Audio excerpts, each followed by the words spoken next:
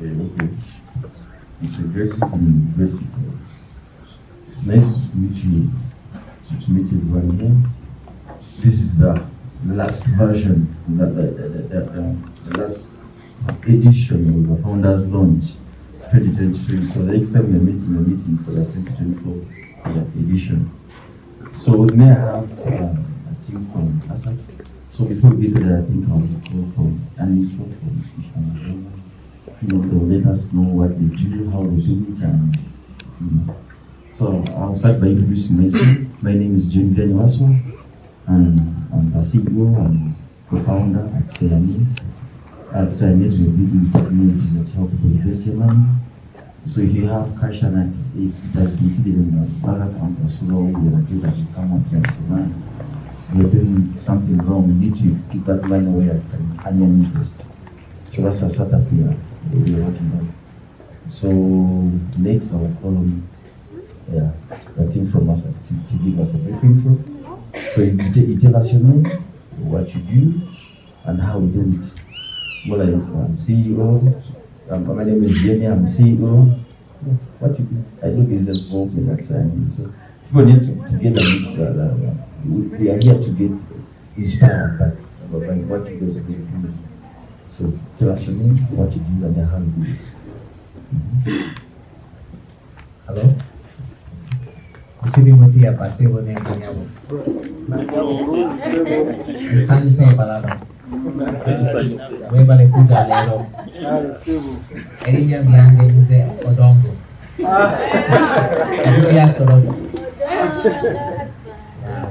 My name is Ivan. I'm the CEO of ASAC. Before starting ASAC, I used to work at the Federal Reserve, the central bank of the US, and I also used to be a data scientist at another fintech startup where I met Dylan, and we got very bored of giving loans in America, so we decided to give loans in Uganda instead. And that was how I came to meet Egwalu Edward, so I'll allow him to introduce himself. Hi, good evening everyone. Thank you for coming. I'm personally privileged to be here.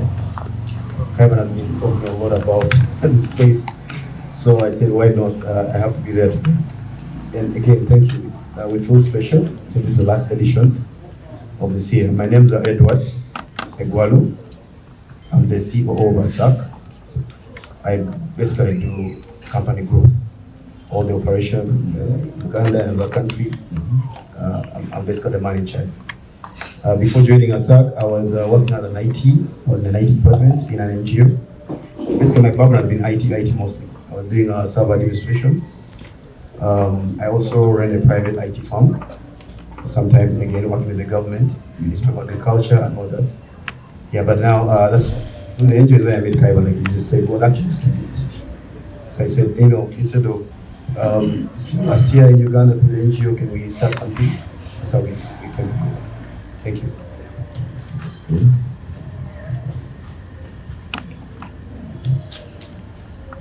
Thank you everyone for coming. My name is Anthony Neotiev. I am the CTO or Chief Technology Officer at ASAC. I manage the ones and zeros, as was mentioned earlier, and also the team that builds the technology that is behind those ones and zeros. So I'm charged with building and maintaining our technology platform that we use to support our lending business here in Uganda and now in Mexico. I met Kaiwan many years ago. We were friends from middle school. So yeah, quite a while ago. He then later on convinced me that there's a huge business opportunity here in Uganda, which I very much see for myself as I've been here. And yeah, I'm looking forward to the panel and hoping that you guys have some great questions for us and that we can share some of our learnings with you. Thank you so much. I'll hand it off to our last cabinet team member, Dylan. Thank you all for coming. My name is Dylan Taro. I'm the Chief Business Officer at ASAC. I handle capital markets, business development, finance, basically everything that these guys don't want to handle, I handle. I met Kaivan working in San Francisco, and yeah, he brought me here as well. So he's the connector of us, and we've become a family, through the years. But yeah, excited to be here today. Happy to share stories and learnings. That's good. That's good. Nice to meet you all here. So since this is our session of our founders launch, we expect to learn a lot. We expect to learn a lot, and we expect you guys to share all our experiences. It's the reason why we did for children. We are supposed to do that and anything. So because this thing is quite special, there's a lot we need to learn from them, and I had to narrow down to a few things we could pick out from them. They have a lot, because technically they have gone through this heated journey than most of us are taking. They have gone ahead as far as acquiring other startups in other countries. So there is a lot we are looking forward to learn from them. So technically today, we shall learn their startup journey, we shall get to know their fundraising journey, then we shall get to know how they've been doing their business development and how they've been doing their team development specifically. So we are going to rotate around those areas. Yeah. So before we get anywhere, we would like to let me set our guidelines how we're going to do it. So I'll keep questions to you, then you can random anyone anyone that is welcome to the question can pick up and can respond to it. I think that would be flexible. So unless I was animation names and other payment. So something that kind. So that's how we're going to move it. So before we get in, I would like you to give us an insight. What is ASAP? Why did you start up ASAP? How did you start it up? What did you have in mind? How did you come up with the idea? How did you meet up? How did you convince the co-founder to drop the wheel on this idea? So let's get to that. Okay. Thank you, Vianney, for the question. So, when we started ASAC, we were not an asset financing company by that time. We had to try around 1,000 ideas that all failed before we finally arrived at asset financing. And when we gave our first photo loan in 2019, we had already been doing business in Uganda for around 3 years. We tried doing agricultural loans for farmers, working capital loans for SMEs, salary loans for employed corporate people, and they all failed for different reasons. One of our big learnings was that when you give cash to someone, they rarely use it the way that they said they were going to. Something else came up which was more important. And so finally in July of 2019, when we had just 2 months of runway left, we issued our first photo loans of 2 years. Meaning that we only have 2 months left to be alive, but this guy is going to pay us over 2 years. So we weren't even going to be around to collect his loan repayments. But this is the first product that worked. People were paying 95, 98% of the time. We had never seen this kind of performance before, and then we made our pivot into asset financing.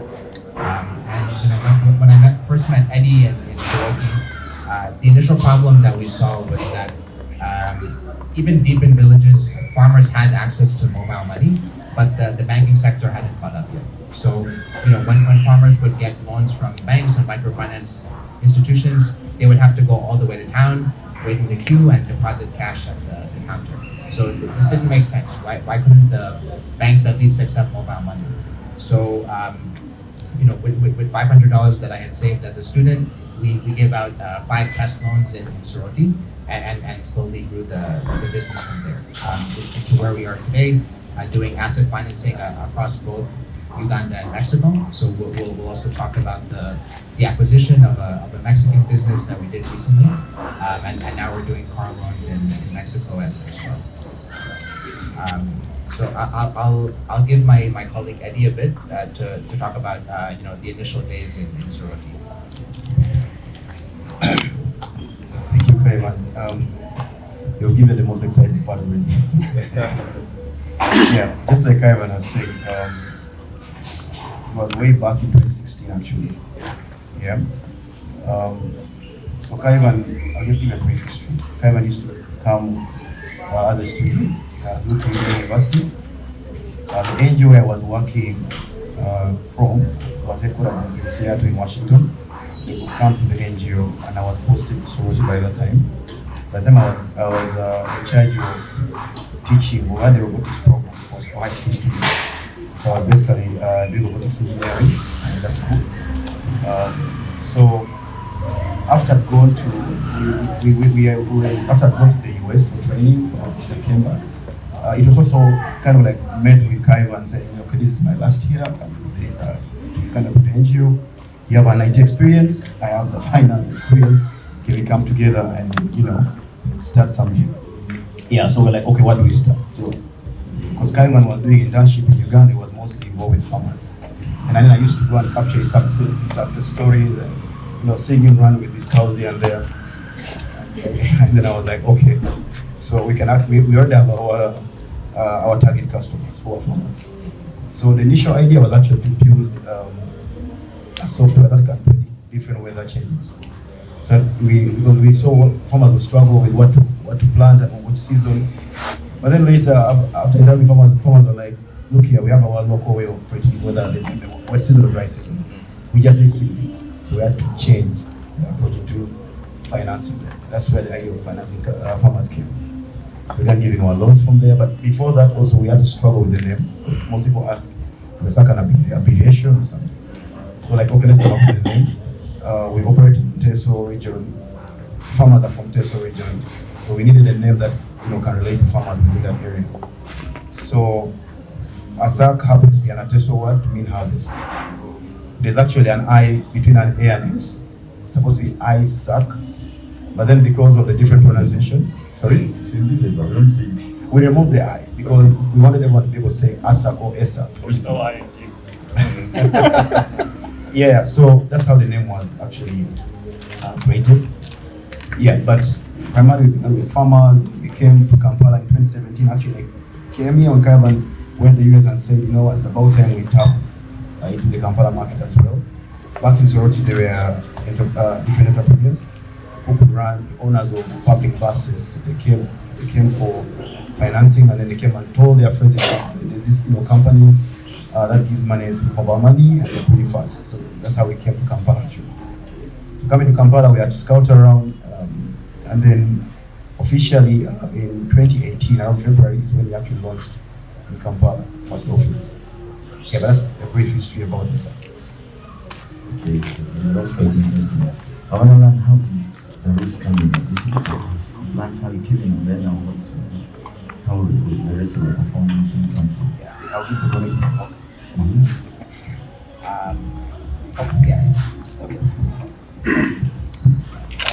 Yeah, I mean, I think as Anthony shared, Kaivan and him grew up together. I think the exact story is something like they had this advanced math class that was very exclusive. They both went to another campus for it and became fast friends. And so as we were growing and expanding, we needed a good, reliable engineer to build this platform. Anthony was the best. He came in. I think for me, I was working with Kaivan at the time. So in between, when he was doing this last trip to Uganda, he had just joined the company that I was working with. So we became friends.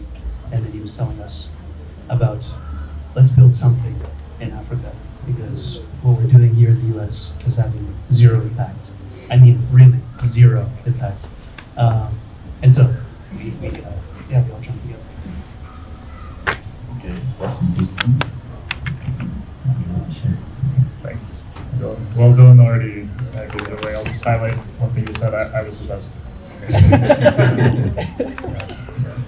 No, yeah, I've known Kaivan for a long time, and I think to echo also what Dylan mentioned, it's hard to find a work in the U.S. that feels impactful because of how saturated many of the industries are. I also, my first job out of school was working for a very big finance company, and I felt like I was doing, I was spending my hours making minute changes that weren't really contributing very much. So it was exciting to hear when Kaivan told me about his time here in Uganda and also this massive opportunity that he noticed in the market.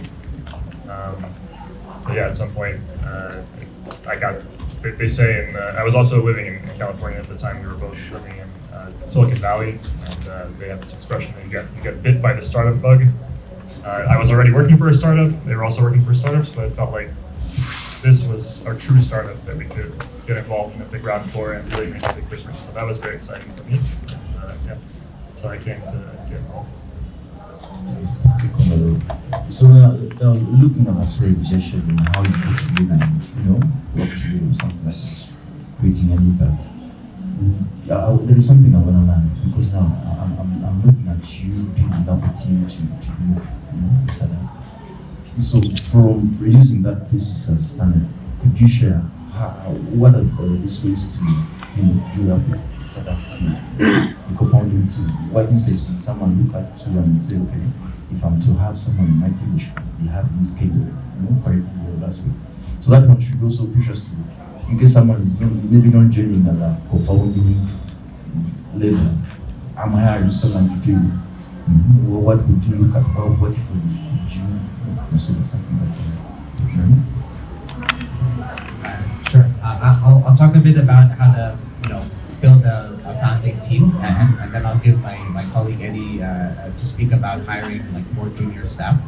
But in the early days of building a business, it's very hard because there's no money, and you need business partners who are willing to work for free. I mean that's what we all had to do in the beginning years of the company, and you can't work for somebody for free if you don't trust them. So like I've known Anthony for 20 years. I had worked with Dylan at another company. I had worked with Eddie at the NGO in Soroti. So I think because we had already related together for some time, I wasn't just some random guy with an idea and then they all quit their jobs the next day and worked for zero salary. No, like they really need to believe in you and trust you, and you have to take your time to educate them on the market. Like actually the way Anthony joined, he was first our investor. So some of the earliest money we had was $10,000 that I raised from friends and family. So I took personal loans in my name, and I gave guarantees that I have this business idea that I'm testing in Soroti, but if I mess up and I fail, I will come back to the US, I will get a job, I will pay you back, so Anthony was one of those first investors, and then in that process he started to learn about our business, and then he became interested and saw the commercial potential. And then, so at the very early stages of the founding team, I mean, these are make or break decisions as well. We used to be a founding team of 6. The 2 of them are no longer here for some reasons, but having a co-founder disagreement can also be quite traumatic, and it can also make or break the company. So for people who are thinking of starting their own companies now, I would say choose your initial business partners very well. Make sure you have known them, you've worked with them in other settings, and make sure you know their friends, their families, how do they interact socially, because it's not just professional, right? Like the way we have built this business, like I have slept in Dylan's house when I didn't have a place to stay. Our bonds are much beyond just working. So these have to be people that you can spend night and day with, that you can trust with your eyes closed. Otherwise, you can't really build anything. In terms of hiring mid and junior level staff, I think Anthony can actually add a bit here. About the hiring partnership that we built with Carnegie Mellon University. Yeah, thanks, Devon. I mean, this is, I think when Eddie speaks, it'll be very different just because our teams are very different. You've got a team that's 10 or more times larger than mine, so a little bit of a different experience here. But yeah, when we were looking to hire our first engineers, we looked at a few different possible sources. One of them that Gaston mentioned that ended up being really fruitful for us was this internship program at an African school, which is the CMU, or Carnegie Mellon University program in Rwanda. It's a program where many of the the students there focus on software engineering and also on machine learning, which were two of the skill sets that we really needed in our business. And so we, one of our very first hire was an intern who worked for us during the summer as a paid internship. During the internship, we asked him to develop the very first version of our chatbot. And he was able to do it within a few months. Really smart guy. His name's Isaac. He's in Ghana. And then after the internship, he lives in Ghana. He was in Rwanda at the time, but then moved to Ghana later.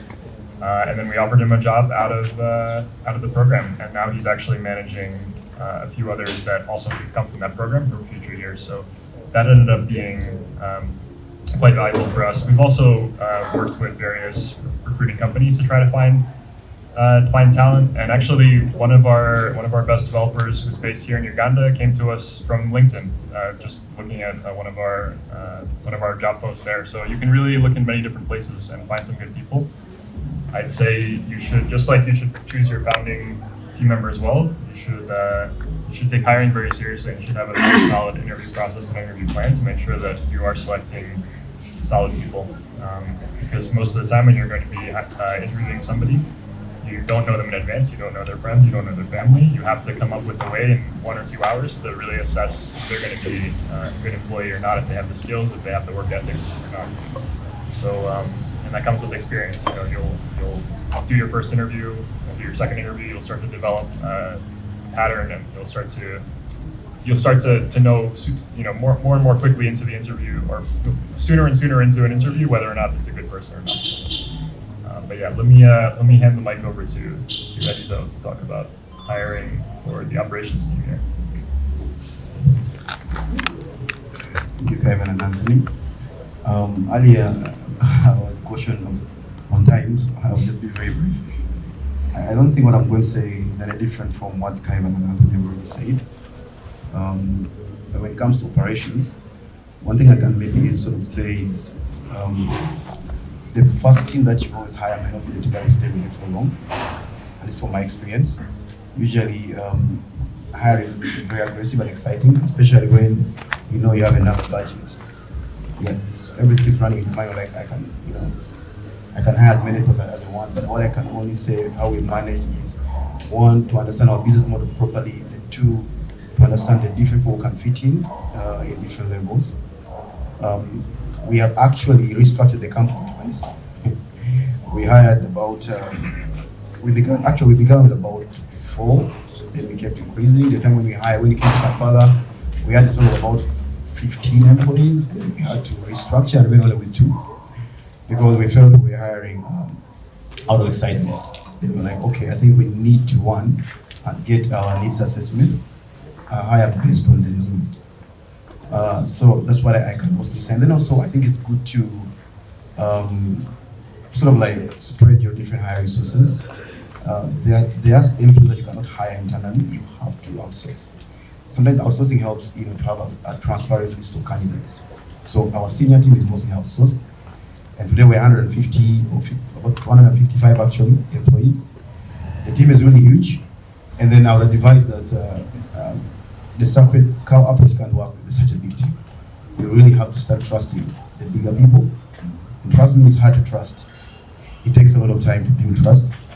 As you try to trust a senior person, something always goes wrong. And also how you place responsibility on them, you need to first coach them. Because you tell someone today, you've been promoted to this level, and then they get excited, and then all these things that have been happening in other companies just come to them. They were like, I'm at the point of power, I can do what as I please. So we suffer with that a lot. But today, I would say we are strong. We're not going to come here and pretend that Nasaka has been good all the way now. It's been tough, but we go to the point where we're able to understand what we really need. Okay. So another point. So what brought in the excitement to hire? Was it a huge amount of you guys are graduates or something? Yeah, after raising our seed round, we knew, and also when we came to Kampala, there was a lot of market, untapped market. And remember, we're actually changing our target customers from only farmers to the different business owners, salary earners, and everyone comes with a very nice language. Oh, I own this, I can give you this as collateral, XYZ. So we said, okay, now we are actually operating like a mini bank. So we need people who can actually understand credit. So we started hiring. And also, we tried recruiting, interviewed people, but then they didn't do what we wanted. And then someone came and told us one day, well, like, be more tactical. There are people out there, they may not have the knowledge you're looking for. We can actually hire them, train them, as long as they have the PR skills that you're looking for. They will do aggressive sales. And so we did a lot of, I also learned that it's just that there are different scouts out there who keep checking which business is new, where can I go and do trial. So we met those along the way. So our team is excited, marketing there, but there are all these guys who are saying, okay, let's go catch it. Yeah, so we collided along the way there. Yeah, but it was brought by the fact that we're able now to actually pay people. Okay, at one time I was talking to one of the founders of Forgotten is he needs location. He said one of the hardest things to manage a startup is people. Right? People. So in a nutshell, I want you to tell us one thing. In this we were to start up another asset again. We went back in time and we're setting up this company again. What is this one thing before we leave team development? What is this one thing you look at and say, I will never do this when it comes to team building?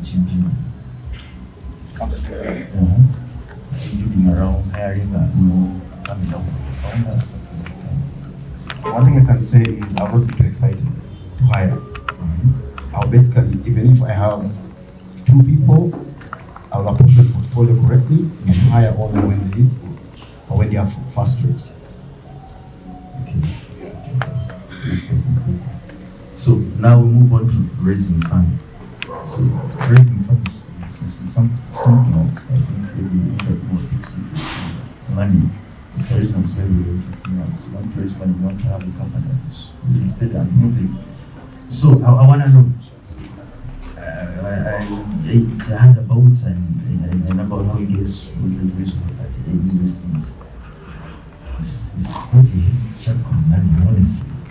So I would like you to take us through the series of funding going through. How are you doing this from ground zero? I want you to start at the point where you have 0.00 in your bank account to the point you have 30 in there.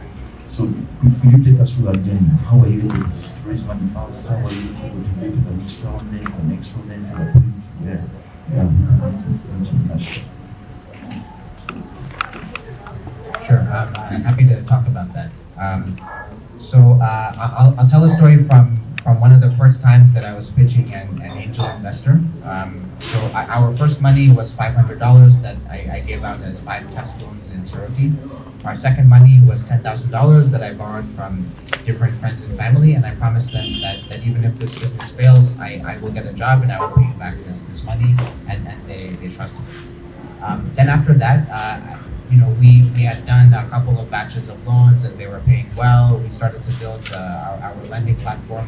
So I started to meet with angel investors in Silicon Valley. And one of them asked me, his name was James, he said that, Gavin, you're telling me that these agricultural loans in Uganda are so good, you're earning such a high interest rate compared to what people charge in the US. I mean, if these loans are so profitable, why haven't you emptied your own bank account and put it into your own business? Why haven't you gone and maxed out all of your credit cards and put it into your own business? And that really stuck with me and resonated with me.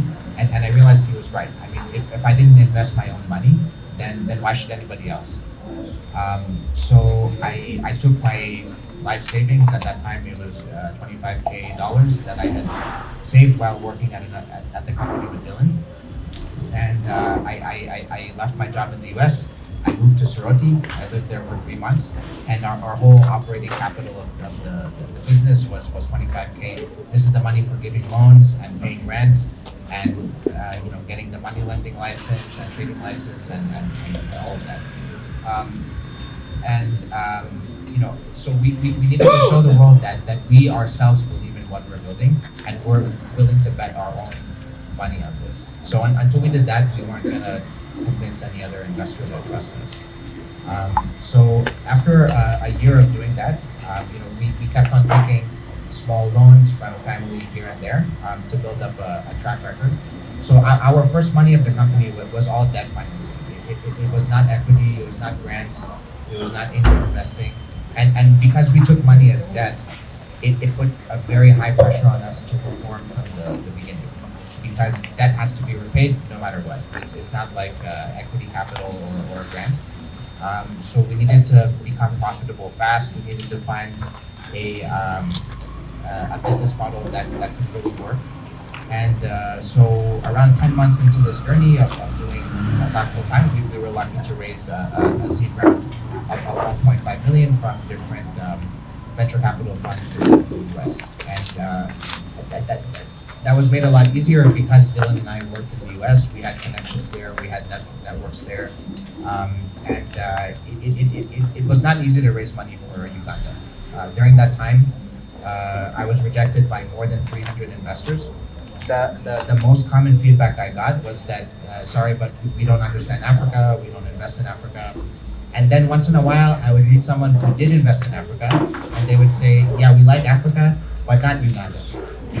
And this is the most disheartening thing. Like, I spent hours and weeks just to find one African investing guy, and then he says that, no, if only you were in Kenya, then this would be a great business. Or if only you had started in Nigeria or South Africa, then we could invest in it. And that was very frustrating to hear.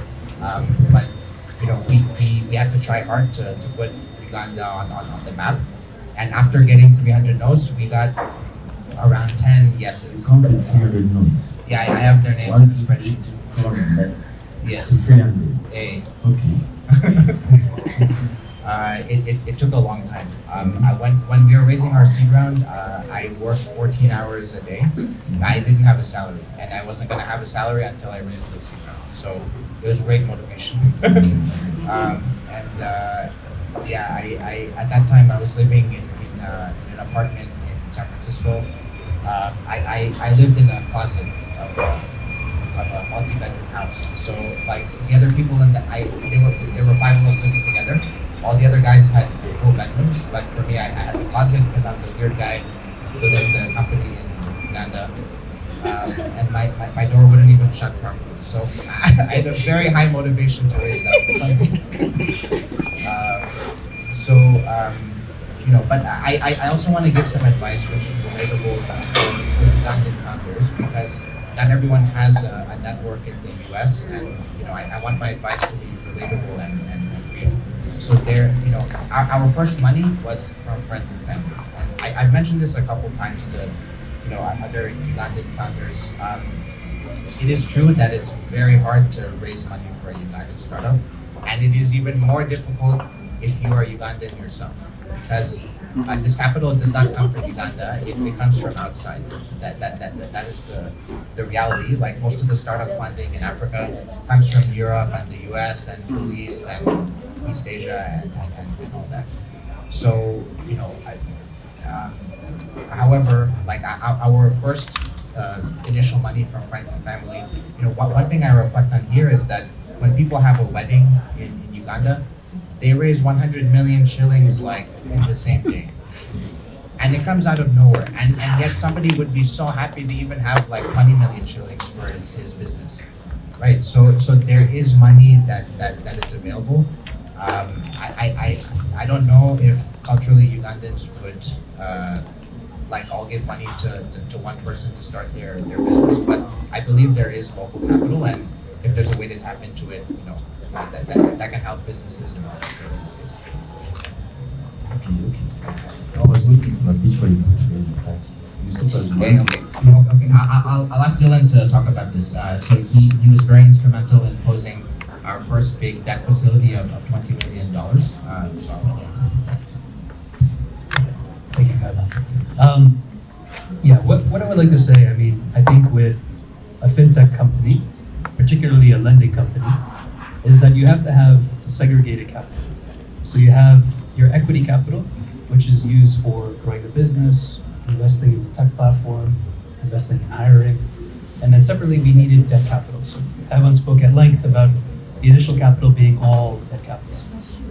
And so what we learned is that let's sort of reserve the equity capital for investing in the business, growing the team, etc. And let's continue to source debt capital from either individuals or institutions. Over time, with enough of a track record, with a business that is very investable because you're proving out that this asset class that no one has invested in before, these loans for boda drivers that no one thought would repay, are doing really well, and you're proving that out to people. You create an investable asset class, as I mentioned. So it was very easy, I should say, to go to investors that have experience working in these markets, that have experience, taking that risk initially, to be able to understand, what we're building. So the groundwork, I think, was already done when I came in to go ahead and raise money, in that we already had a company that the rest of these guys and their entire team had built that was doing really well. And because the loans were performing, it was a very easily understood conversation to have. So I'm not going to say that it was like super easy or anything. Like, we definitely had a struggle, but it was easy because we had built something that was wrong. And really the tactic for us and for me in particular was really just like a hard networking sort of approach, meaning you have to reach out to a bunch of people. Kaivan reached out to 300 people when we raised our seed, as he mentioned. So it's the same thing with them. Like, some people are just not going to be convinced by your initial pitch. They're not going to want to invest in what you're building. But there's always somebody if you keep looking, if you have expertise. So initially, as I mentioned, we raised capital from small, really, really small individuals on the debt side. We were able to graduate to larger and larger institutions. As we formalized the structure of the business as well and paid attention to what investors were looking for, we were able to raise larger institutions. And I think with the debt side of things, it's a little bit easier in that you don't have to sell them this vision of a company that one day might pay off. It's very easy to understand that every month, every quarter, I'm going to get this money back as the investor. And so I think they're much more willing to say, okay, if your business is doing well, you have a track record of success, I know that at least I'm going to get my money back over time. And so I think for us, especially within the asset financing space, where we're not just financing someone's business opportunity, it's an actual asset that can be liquidated and sold. It's much more easier to understand. I think I'll pause there. One of the things I'm picking is the fact that you guys went in for very small numbers. Both small locations. Just like anyone else here at 18 right now. So there is something I want to understand. What you saw that is attracting just as a kid. What could you listen and say? I did this and this and this. I saw that rejection rate decreased. So that people try something that can.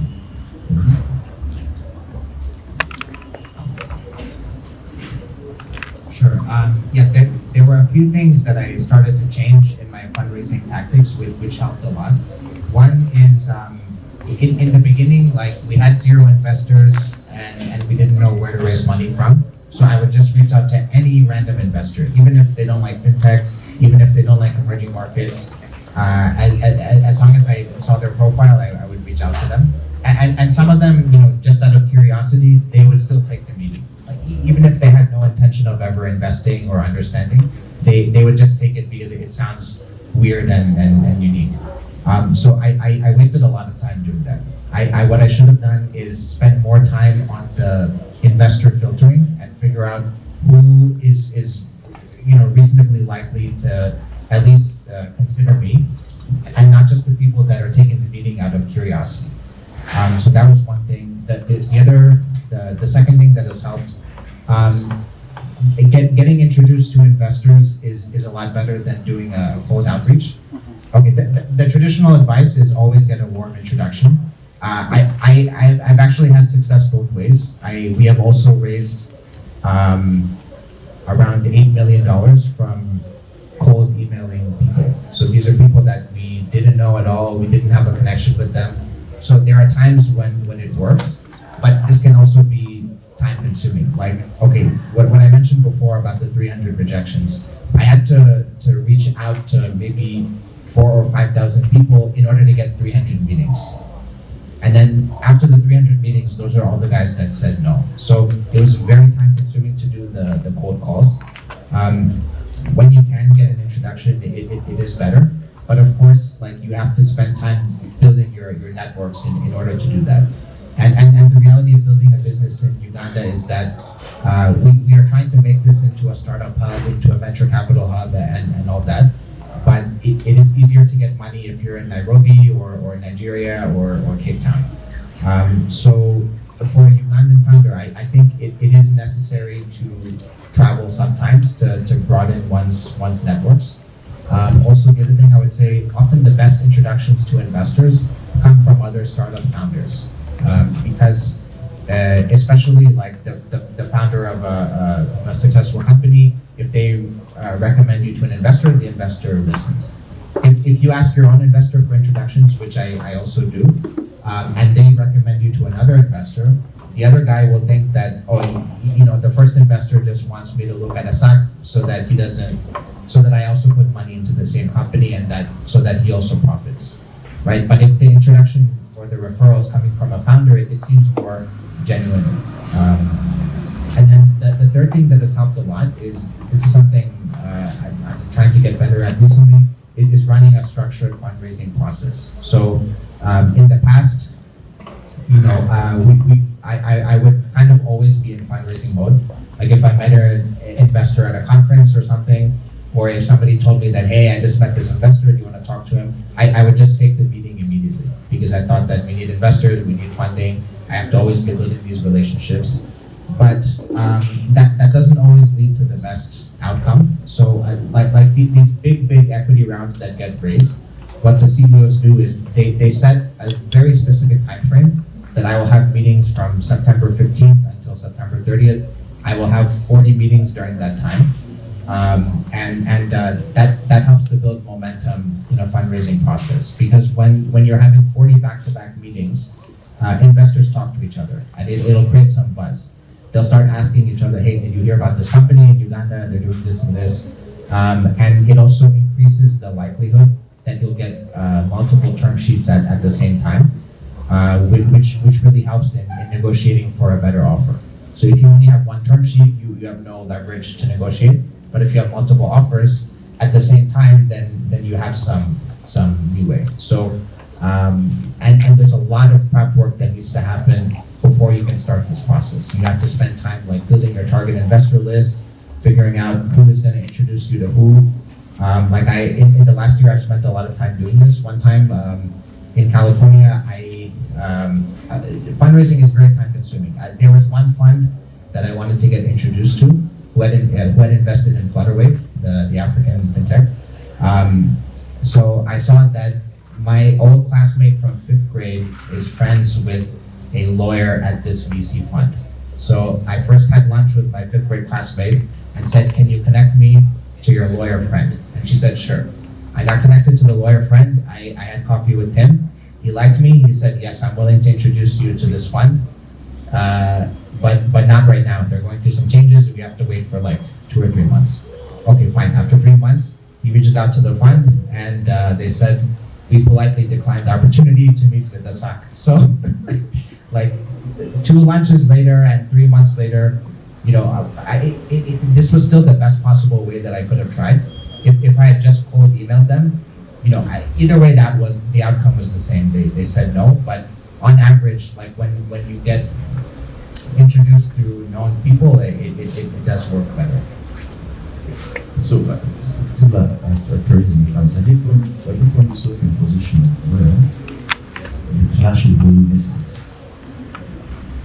So, if you've been there, how do you maintain the balance between company vision and values and investor demands? How are you doing that? Yeah, it's a good question. I think we have been pretty blessed in the investors that we have, but it's also a function of our stage. Like we have not done a Series A yet, so there are no external investors who sit on our board. And in the US, pre-seed and seed investors are very hands-off. Like I have some investors who, from our seed round, who they don't even reply to my emails. I've been sending them updates for years. I've never heard one single word from them after they wired the money. Because maybe those investors have hundreds of startups and they can't take the time to be, well read on all of them. Some of them don't provide so much input on the business. I would say we're pretty lucky in that our major shareholders, like the lead of our seed round, Resolute Ventures, H2F Capital, 500 Startups, they have been understanding. But I think at later stages, when like at Series A and onward, when an investor takes like 20% ownership of your company or 30%, they want to have a say. They want to be more active, and we'll probably butt heads with them at that time. Like to give an example of this, when we acquired this Mexican company, Flex Club, because we have no external investors on our board, the four of us decided that we want to do it, and we did it, and we didn't need approval from anyone else. We had a competitor in another part of Africa who wanted to buy the same company, but they were not allowed by their board and by their shareholders. They said that, no, your business is going well in Africa, why should you go to Mexico right now? It seems risky. So yeah, it's an important thing. Like sometimes you trade money for freedom, but then that freedom might hinder your growth later. Okay, thank you for sharing. That's really good learning from how you've been raising funds and how you've been using it. So before we leave the fundraising, I want you to look at it like Uganda mission, trying to start like a fintech. Need very little I'm setting up, from ground zero. And I have some traction, some numbers investors can look at and interest. How would you advise me to start raising money? How would you take with you? Yeah, this is something I think about a lot because I have many other friends who are Ugandan founders. Equity capital is difficult to get. Like we have grown to a certain scale and profitability and expansion and all that, and it is still very difficult to raise equity capital. I think debt capital is a lot easier in some ways because like Dylan was saying, for the investor, it is clearly known when am I going to get my money back and what return will I get. For equity investors, it's hard to say that. So to the extent possible, like if it's possible to take loans from friends and family, I know it's very difficult to get loans from Ugandan banks, so we've also tried ourselves and it is also hard.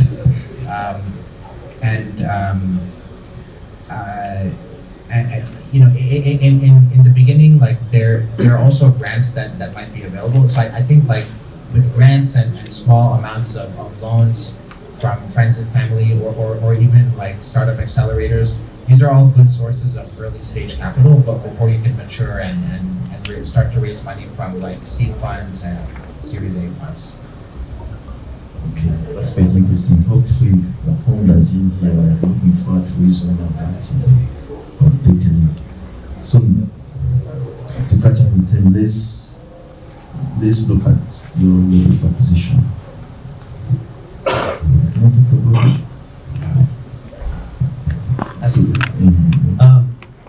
Something specific or just in general? You can give an intro before. Yeah, sure. I mean, this came at an interesting time when we had expanded throughout the country in Uganda. We had been in Soroti and Kampala, and we expanded to all the regions of the country. And we started thinking like, okay, this model is working. Maybe we should be thinking about going into a new market. Let's check with some of our neighbors. Like, let's go spend time in Kenya. Maybe let's look at Congo. Maybe Tanzania would be a good place to go.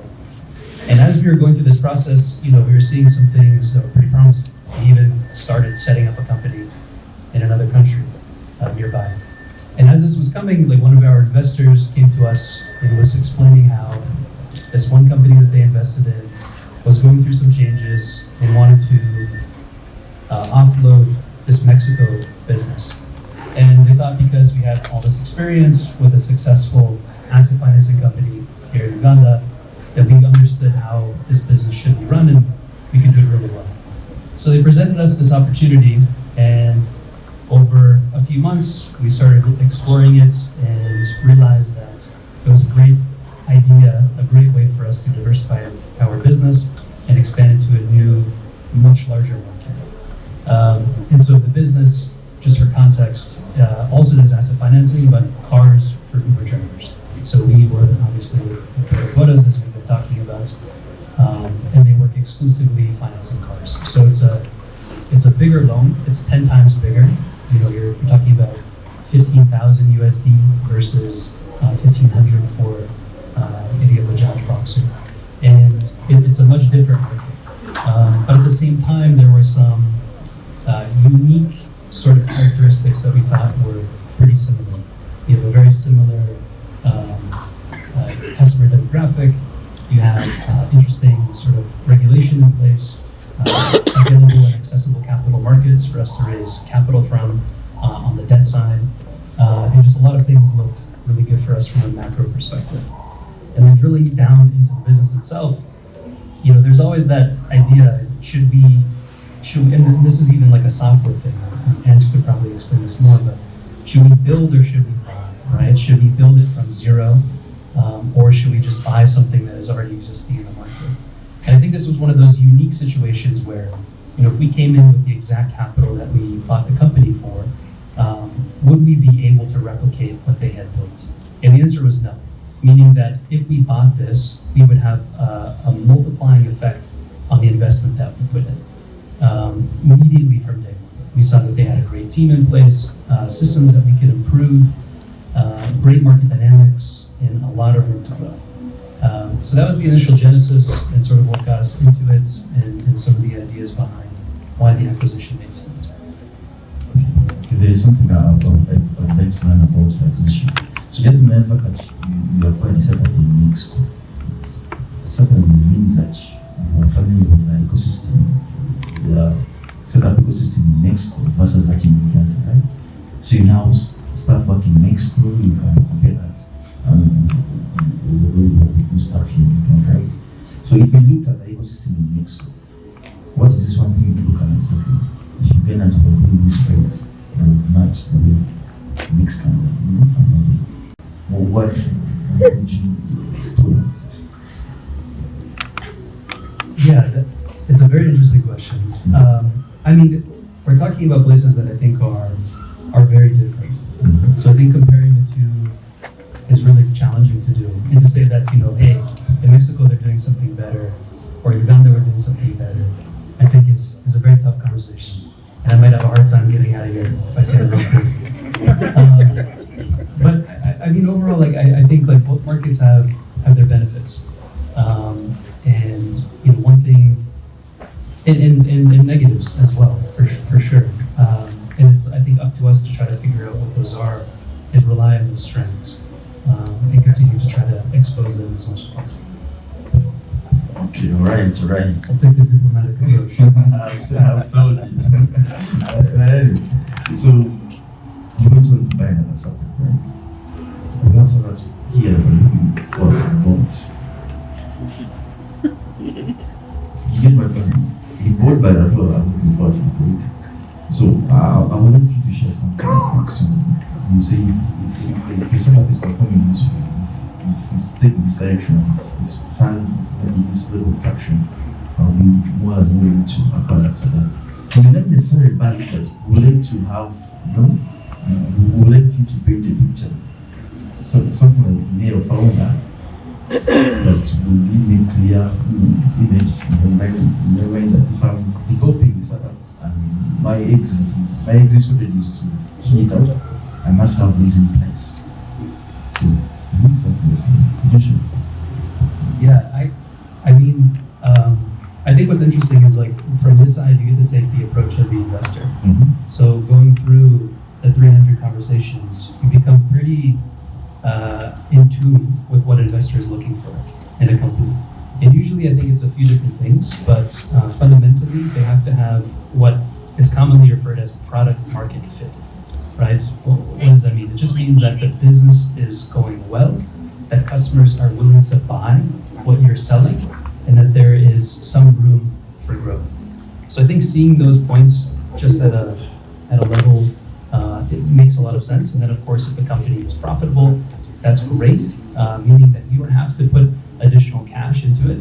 It'll just continue to grow as it is, and you don't need to invest more.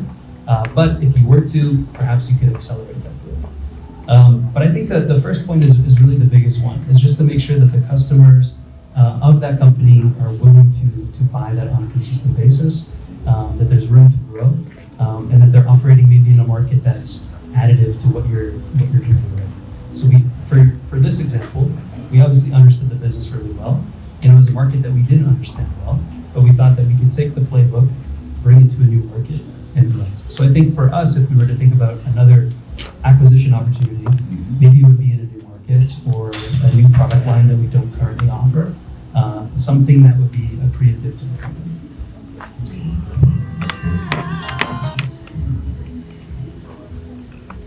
All right. So we just learned some of the basics that someone is supposed to have because they want to be acquired, right?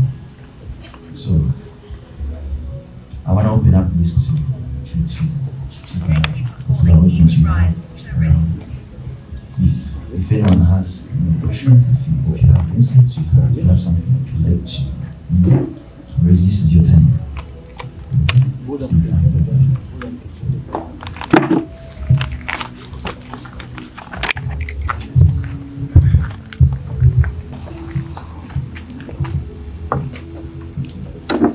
All right, thank you so much.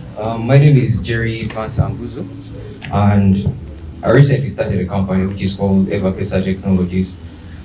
With my job, decided to work full time on this. It's been about 2 months rather, still building.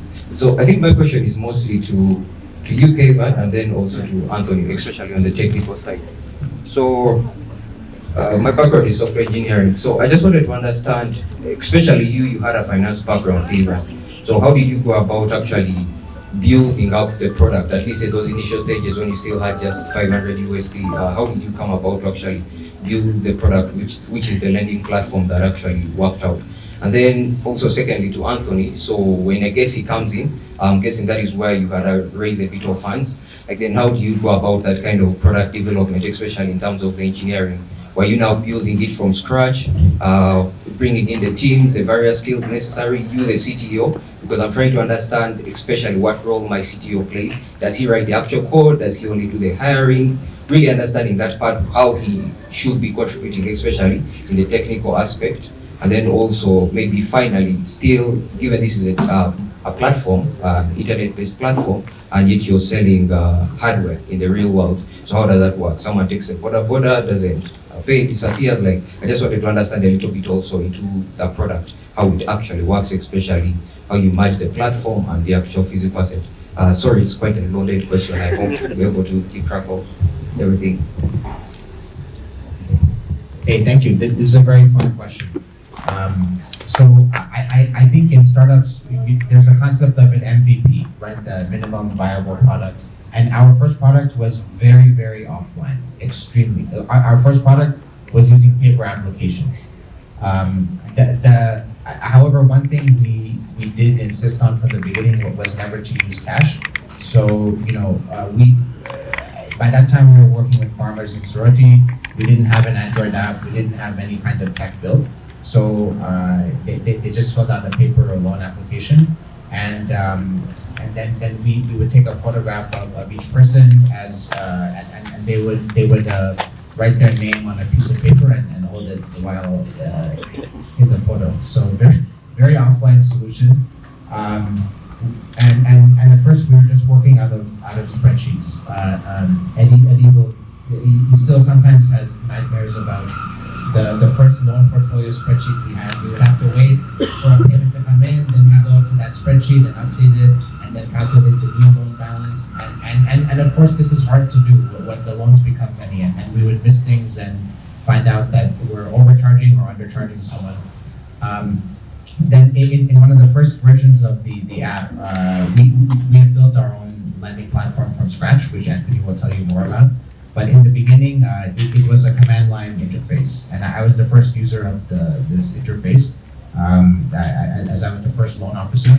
So our first tech setup We had a one-room office in Soroti. Our rent was 300K a month, and we didn't have water or electricity. Well, what would happen is we'd have to go to the office in the morning and call the landlady that, please turn on the power, we're trying to work.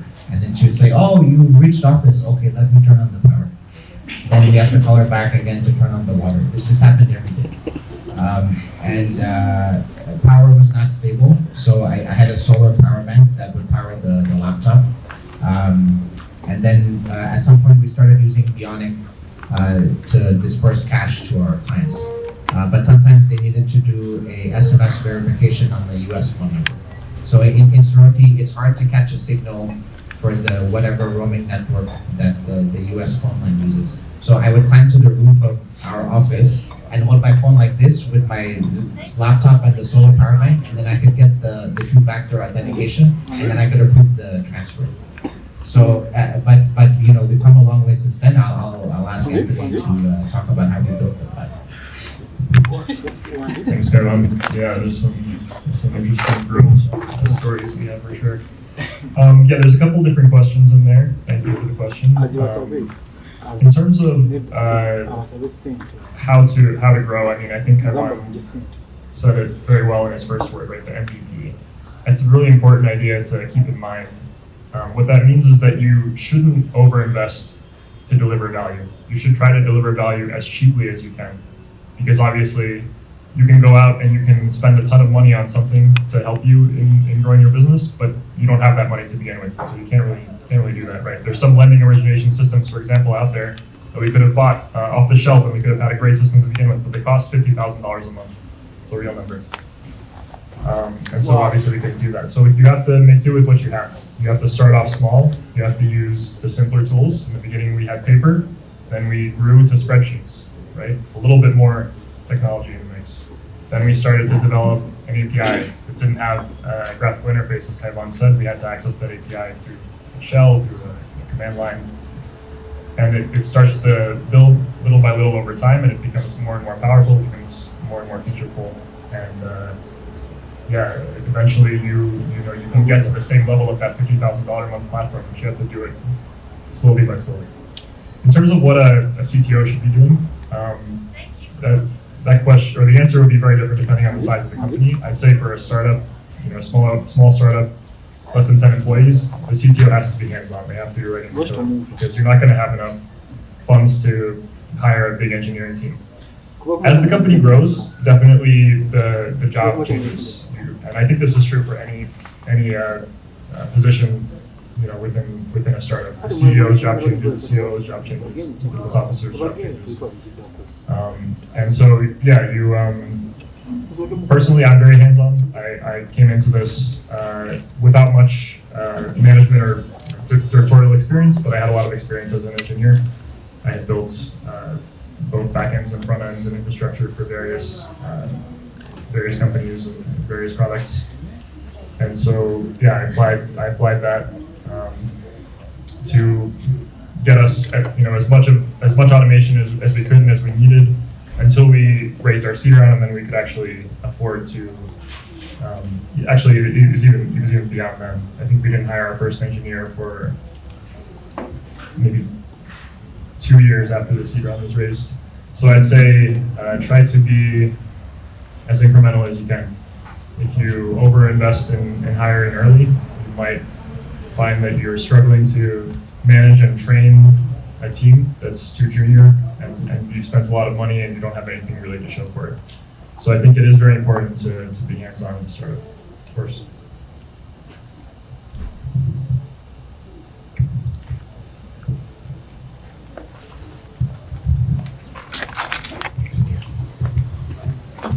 Hello team.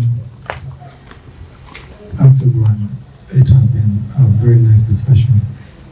I think I'm the person who have benefited a lot the most, actually. My name is Isaac Tosuria. We run a startup called Easy Ride Auto Rescue.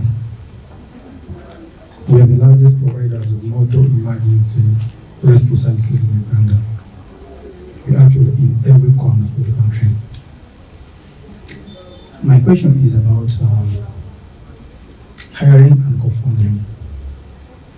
I'm an insurance expert with over, I think, 20 years of experience in insurance. We were pushed out of insurance because what insurance does in Africa is wrong. For example, you guys give loans to automobile owners, but you don't help them in case they have accidents. You simply push them to insurance companies.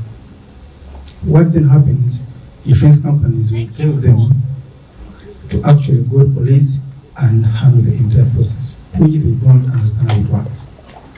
It is a very big problem to everyone. For example, if a motorcycle is held for a month or so at the police, this guy can't afford to pay, and he's actually struggling on what he doesn't know anything. So we started doing this throughout the insurance companies until when we thought the time was right to come out and reach as a company. So we do a B2B business, so we do with the insurance companies and corporate organizations to actually extend a service to these people.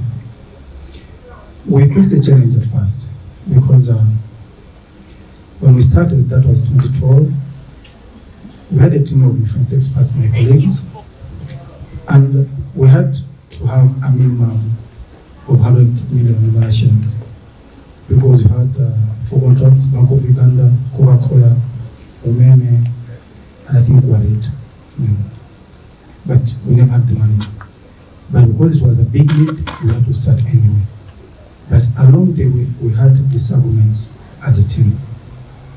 When you're building something big, and people think you are rich, you have to buy a big house, buy a big car, live a different lifestyle, and you're conflicting with founders because they think you are too rich, you can afford everything. It becomes a problem to progress when you're fighting. So I want to learn from you how you are able to keep calm and grow the business without this fighting. The second question is, few people believed in this idea because it required a lot of money to start. But some people believed in us and they didn't even know how it works and what happens. And we've been with them for 10 years, and now when you try to build a team, they want to dictate what happens because they built it to this level. And they tell the manager that you guys, you came when you got money, but we slept hungry building this. So it becomes a problem dealing with the people that have been with you all through the 10 years, but you must create a team, a good team. So how do we balance? We fire these guys, but we need them. They've been here for all this long. So how do we balance? Yes.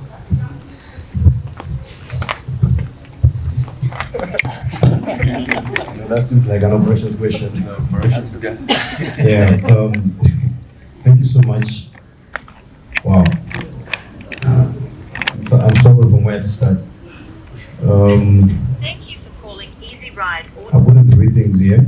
One is talked about insurance. That was more of like an insight into your business and perhaps our business as well. Yeah, so I think companies have different business models, right? So in the beginning when we began, when we gave out our first 2 bikes, that's 2019, July, we used to do comprehensive insurance, right? Because the first thing that borders will ask you is, if I get into an accident, how will I get compensated? And when they hear about insurance, it's like their dreams have come true. They usually ask for it. When you tell them, okay, insurance is one thing, but the other thing that you will need to help you in your business, in your day-to-day activities, is a driver's license. But they'll just tell you, I have my way around the police. They don't talk to you. It's not until when a bike has been arrested, impounded by the police, and then the next thing you hear is a call from the policeman that, hey, I have one of your bikes here. Now, what I can say maybe to what we did to manage that was, so we had comprehensive insurance, but we couldn't do it on a large scale. There came a time when you would insure bikes, but then you find yourself compensating on about 10% of the cash that you paid. And just like you said, insurance will give you their list of requirements. I want a police letter, a valid driving license, and this is a guy who said, I know my way around the police. So at the end of the day, what's left to be as a company is to say, okay, I also know the insurance company I'm onboarded. How can I pass in the back door to save the asset? So along the way, we decided that we stop giving comprehensive insurance, but we just give the basic third-party insurance. But then we told ourselves, okay, we also need to incentivize repayments. How can we do that? So we say we are going to reach out. If a client gets into an accident, we look at your payment history and also score against your soft skills, like if you've been receptive, you've been compliant. We come in and meet some of your bills. In an accident and something like that, we meet somewhere in the middle. If a bike is stolen, we still come and discuss and meet somewhere in the middle.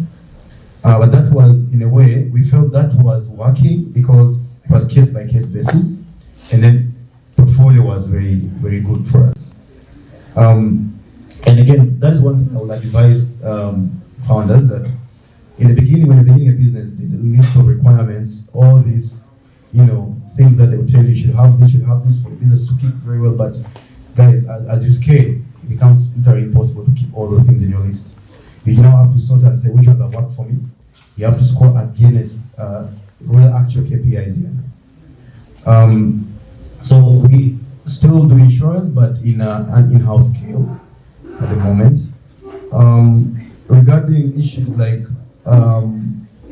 the different complex issues, sometimes a guy can take your bike, gives a brother to ride, and the brother gets into an accident. That's already a third-party case. And then the police is telling you this bike has third-party insurance and different person's name, but the person we called was a different driver. Recently also we had a case where a client got a bike because they know that many financiers in the market, they have leisure, they can go to any other person to get a bike. And you find a guy has picked a bike for me today, and then after 1 month he has 3 bikes. Because we don't have this database where we're not bank with Uganda regulated, so we're tier 4, so we don't have the credit reference database we can do, but which we're trying to come up together as money lenders to build. But then what we did to help combat that, because you can only know that a guy has given your bike to someone when it falls in 2 areas, and you're like, wait a minute, I'm calling this guy, but someone else, I'm tracking the bike, I'll go with another person. So we had to look for the different stakeholders who are very important in our business. I think in Uganda here, what every founder should do, when you conceive the idea in you, look at the key stakeholders who really influence your business. For us, obviously, security had to be in play because they will just press a button and say, where was your bike taken? Maybe somewhere up country, they will press a button, they have their zonal coordinators all over the place. And people realize the bike is brought back to you, at some fee or partnership if you build a partnership with them. So know your stakeholders. Stakeholder analysis is very, very key. When it comes to hiring, you mentioned a very interesting case. There's what we call, we actually call it a historical syndrome. A historical syndrome is basically, I'll call it it's more like a habit that originals develop. When they have stayed with you for long, they feel entitled. You can't change the system, especially when you're beginning small. When you're small, you don't have enough cash to hire different people. Maybe you need an HR, you need a head of operations, or finance manager. But then you're limited with cash, and then you're like, okay, we are 3 people. Can we, juggle all these roles? But that is good. But along the way, when actual work sets you, when you scale, where you feel like this person you can't manage over 20 people, you lose balance. So you tell an historical that okay, I think it's time we decentralize these duties. We are going to hire someone who's going to do finance. Maybe okay, you can stay on maybe an account code, because we had a case where we have had some staff do both finance and /admin related roles. Then when you get into real huge administrative issues, you're having over 11,000 bikes out there. You're like, okay, it's about time I get a finance person to manage all these accounts receivables and all that. And then the historical will just tell you, I think you're stripping me of my rights. I feel like I'm not going to be important anymore. Yeah, so I think what we have done in the past was we've done two approaches. One is to try and decentralize, but in one way still give you imaginary powers. Imaginary powers basically help you to appear that you're very important, but the roles have to be done by different people. At the end of the day, you're happy, but the companies are happy as well. When that fails, there will come a time when you have to pull the trigger. You know, we have pulled the trigger before, and trust me, it caused a lot of chaos. Because a historical will not want anyone you hire new who's more knowledgeable than them. They will feel like your attention will drift that person. We've had those cases where you hire this person, because an investor is also on your neck. Investor is telling you, I need someone competent for that role. I've done due diligence, but I feel like you guys don't have people who are qualified for particular roles. So what do? You tell the team, okay, we're going to hire some people who will join us. They'll join us in the HR role, finance. They'll be like, wait a minute, what are they planning to do? In the mind of the historical, he or she knows that you want to get rid of them. Yeah, so we have had a time where we have to decide between company growth, because historicals, their primary aim is to sort of find a comfort zone within the company where they feel, this is what I know, and this is what I would die with. After all, the CEO is my friend. They know me, they grow with me. And then when you bring this new person who's tries to work very hard, they start looking for all different ways to blame this person because they feel this person getting on the way. In the meeting, they used to mention their name, but now they're mentioning this person, and they don't like that. So in that case, honestly speaking, you may have to pull the trigger. And I would advise you how you pull the trigger. Don't just say, hey, we can't continue with you. Cause some kind of restructure. We have done that in the past. So we say, maybe because the company is growing to a particular stage, we may have, as a requirement, we might have to rehire for a particular role. But you are our first priority. But nonetheless, you go through the same system. What? For hiring. At least we need to have a filing that shows that the process was done diligently. But for you know in your heart, in your mind, they won't pass in the panel. And then you come up and say, look here, but there was a report from the hiring team. He did not, impress the team. So unfortunately, we might not be able to continue. But we care about you. In case of this, we shall always do business together. That is how you do it. But if you keep saying, I can't get this person out, there will come a time when your good talents will leave the company because they can't. The environment has become hostile for them.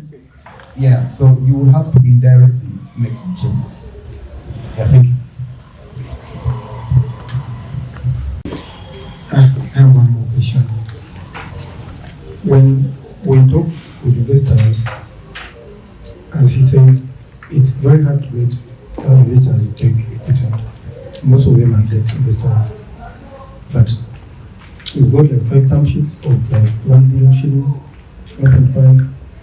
But the interest rate is way off the roof. So I'm asking, what is the minimum interest rate we can allow for an investor? Because someone is giving you grace period of half a year, 3 months, but we want like half a year. So he's giving you $1 billion, but the interest rate is way, way high. So how do we negotiate to a minimum interest rate for us to be comfortable to business?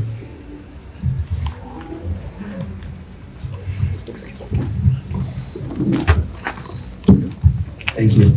Yeah, it's a really tough question. I mean, or a tough situation, I should say. Because it feels sometimes that the investor holds all the power, right? That they have all the money, and you're desperate for the money, so they'll take anything. I think with negotiation, I mean, like even if you're negotiating with a Bora driver of how much to pay to get to a certain location, you have to make your case, right? But I think in this case, interest rate is just one part of the terms usually. There's usually several other terms. So sometimes if they're not willing to budge on the interest rate as it's stated, perhaps they can be, more willing to negotiate on another term within the term sheet. So sometimes I found that especially helpful in the beginning where they're going to charge us, 20% or 25% per year on USD terms, and they're not willing to go any lower than that. But they have this draw fee that you have to pay every single time that we pull money. Can we negotiate that? Or are they more flexible on financial covenants? Or could they give us a longer term? Or could we perhaps pay interest only on a quarterly basis and then pay the principal at the end of the term? Trying to come up with any sort of solution to try to make up for the higher interest rate. But I think, as much as you can say about the company, what you're building, proving out your track record of success to try to bring that down, I think is the best. And then really, running that calculation internally and saying, at the end of the day, if we take it at 30% per year, whatever the interest rate, we're not going to make money. You can't make it work, right, at the end of the day. So knowing that and communicating that to the investor, I think is important too, where I think, they want to make money, yes, but they also want you to do well so they can continue to invest in you. And so I think that's a big thing as well, where you can say, if you give me at, it's 30, can you give me at 27? I can make money, you can make money, we can continue to invest together, and then over time, perhaps get it even lower, something like that. Founder and CEO of the company called Stanford Commodities Exchange Limited. We are into coffee processing, trade, and we also export. We're basically a food and beverage company. So I just wanted to ask regarding investment, fundraising, as regards to debt fundraising, the loans. So recently we tried to raise money from some foreign bank regarding, we wanted you to finance our manufacturing of our coffee products. And my question is like, how best can we, what is the best strategy for raising debt financing, and especially from banks? And also, at what stage is the best for fundraising cash, like loans from a bank? Thank you. Yeah, another great question. I think there's certain requirements that banks have, right? That maybe they want you to become a customer or have already been a customer of theirs in order for you to approach them, so they can see transactions coming in and they can understand your business better. So it's hard to say about a particular bank. What I would say though is, and we kind of haven't talked about this for equity fundraising, if you can run somewhat of a process. And I think debt financing is unique that no matter when you reach out or investor is connected to you, it's probably a good idea to take the meeting. But if you can balance that with also approaching other parties at the same time, I found that particularly helpful. So that way okay, am I getting the right terms from this investor? Is there somebody else that maybe is a little bit better that I can be working with, even if it's just a slightly different term? So I would advise that, just to try to reach out to as many parties as possible in the shortest amount of time as possible to just gauge the differences between the two. As far as when is the right time to approach a bank in particular, we kind of went through the process of raising debt through informal markets. So raising from individuals that we were connected to through our investor base, really any sort of rich uncle, that we could find, from a friend to a friend, from a cousin's aunt to whomever. And then eventually that got us to more formal capital. And then we have been able to raise money from Stanbic here in Uganda on the debt side, but it's a very long, arduous process. So I would recommend, as much as banks are great, it comes with a lot of baggage as well.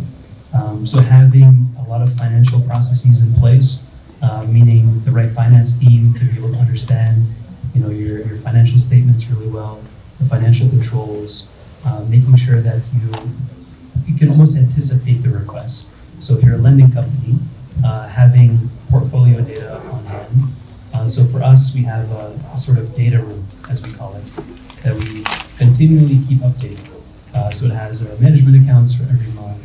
It has our portfolio loan tape, so people can see every loan that we've made, how much they're making, what is the status of that loan, and then we roll that up to like a portfolio statistics. Happy to go into more details of exactly all the other things, but I think having that on hand is really helpful. So that way you can say, for any investor, I have all the requirements already, here's my packet. And seeing that too is that, hey, this guy is very professional, he knows what I need, and they can get all the questions answered right away. But happy to explore that later if you have more questions.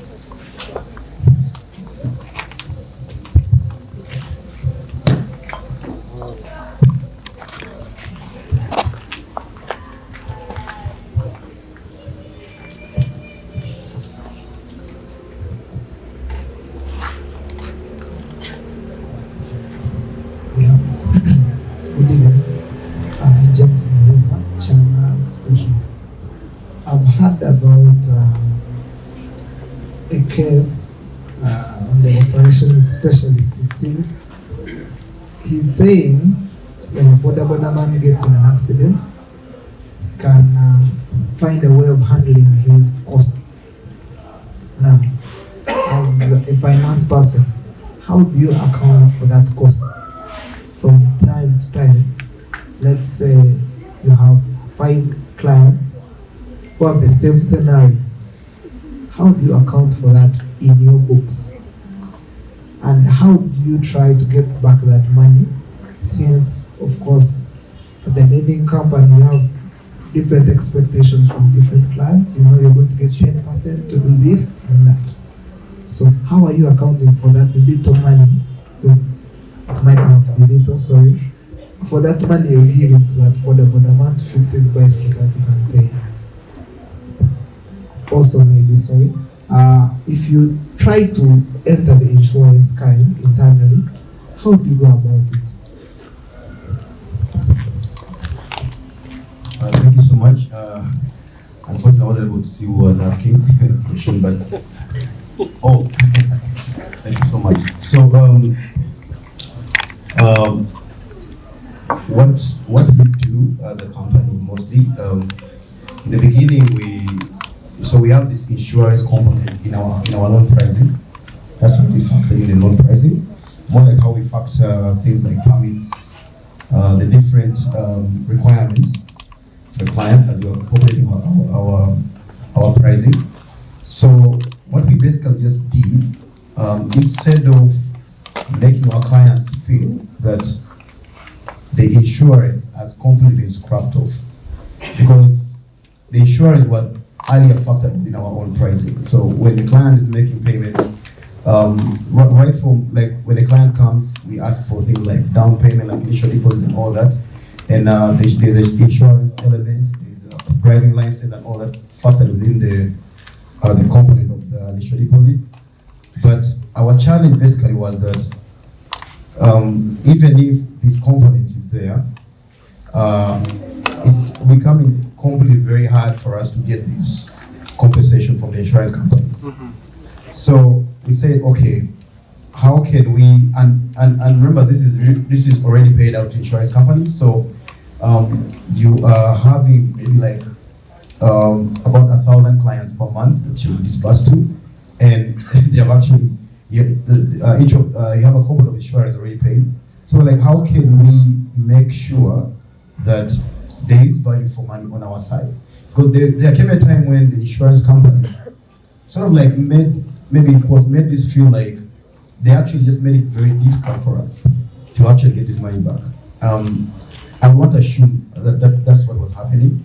I think because we submitted a lot of requests, like they kept actually one time asked and say, how come your drivers are increasingly getting accidents, or you're all the time submitting compensation, we don't understand what's going on. So they tightened a bit of requirements. So we said, okay, maybe what we can do, can we open an account where this cash is kept in-house? Now, that cash is sort of like an incentive. It might not necessarily be to the value that we paid the insurance before, but just cash on the side that we can use to incentivize our loan repayments. So when a client gets into an accident, for example, and we track, we look at your loan and we get to understand how you've been paying, have you been receptive, how has been your relationship with your officer. If everything checks the way we want, because we have some score we go through, we say, okay, this client deserves this, and there's a percentage that we usually give, because the reason why we give percentages is sort of to make sure that a client is careful next time. Because if you leave it open, they will make an accident rampant. Like they will come and tell you, I was knocked by someone and you see my pedal is off. And then in actual sense, actually, this guy had, I don't know, he got into some weird thing maybe in someone's compound or a fight when they watch soccer, and then something happened to the bike. So we have a team that would essentially check on that. So the component of insurance is earlier factored into the requirements from the word go when you onboarding the client. Then you asked the second question you asked about insurance. You've already answered it. Okay, thank you. I'll ask next. But first, I would like to say, Dylan, I like your mustache. Dylan has that kind of mustache experience. If I walk into your office for business, I'll make you an offer you can't refuse. Now I know who is in charge of business. Now I know. So my question is, centers around loyalty, right? Kaivan, how do you inspire the team members to be loyal to ASAC's mission? Do you bribe? Do you beg? Do you bully them? How do you drive team cohesion in ASAC? How do you make sure ASAC, which is basically a vehicle with 1,000 moving parts, the parts being team members, how do you make sure that vehicle continues moving like a perfectly planned machine? Maybe Kaivan can tell us how we inspire team members, then the rest can also give them. You don't have a lot of money, you need to have beautiful words. And it's a skill I've learned over time, but when you don't have what to show, when you don't have food to give your visitors, at least if you make them happy, you give them nice compliments, you can inspire them in other ways. So I'm very lucky to still be with this team after 7 years. We have worked without salary for years. When the business wasn't able to pay us. But I can say that these guys who are here with you today have really stuck behind the mission and the vision that we have. There were many ups and downs of the business when they could have easily left and taken other more lucrative opportunities with a lot less stress. In the Boda business, there's a new problem that we face every single day. A few days ago, our head of operations told me that we have a police case in Fort Portal because one of our clients was using our motorcycle to steal goats from his neighbor. So, first of all, you have to ask, how did the goats remain tied on the motorcycle? That's not easy. Okay, and now you have to go and meet with the police and explain that we do Boda lending, this is our bike, we're sorry about what the client did, we don't have an interest in the goats. There's so many things that can stress you. This is why I was mentioning earlier that when you pick your business partners, it's the most important decision you can make, and they have to be people that you can trust with your life. And in doing business in Uganda, sometimes life and death situations happen, and you need people to really have your back.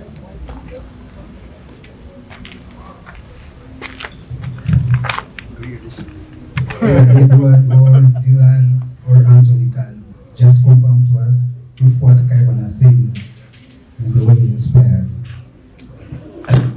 Thank you so much. I don't know about the code. The codes is a highlight of this conversation, but I think I know about the pig. So we have different stories. Yeah, so kind of like similar. So the client, they had a misunderstanding. I think issues of boundaries and all that. So the pig that tied on the bike, and they was arrested, and they told us, okay, your bike here.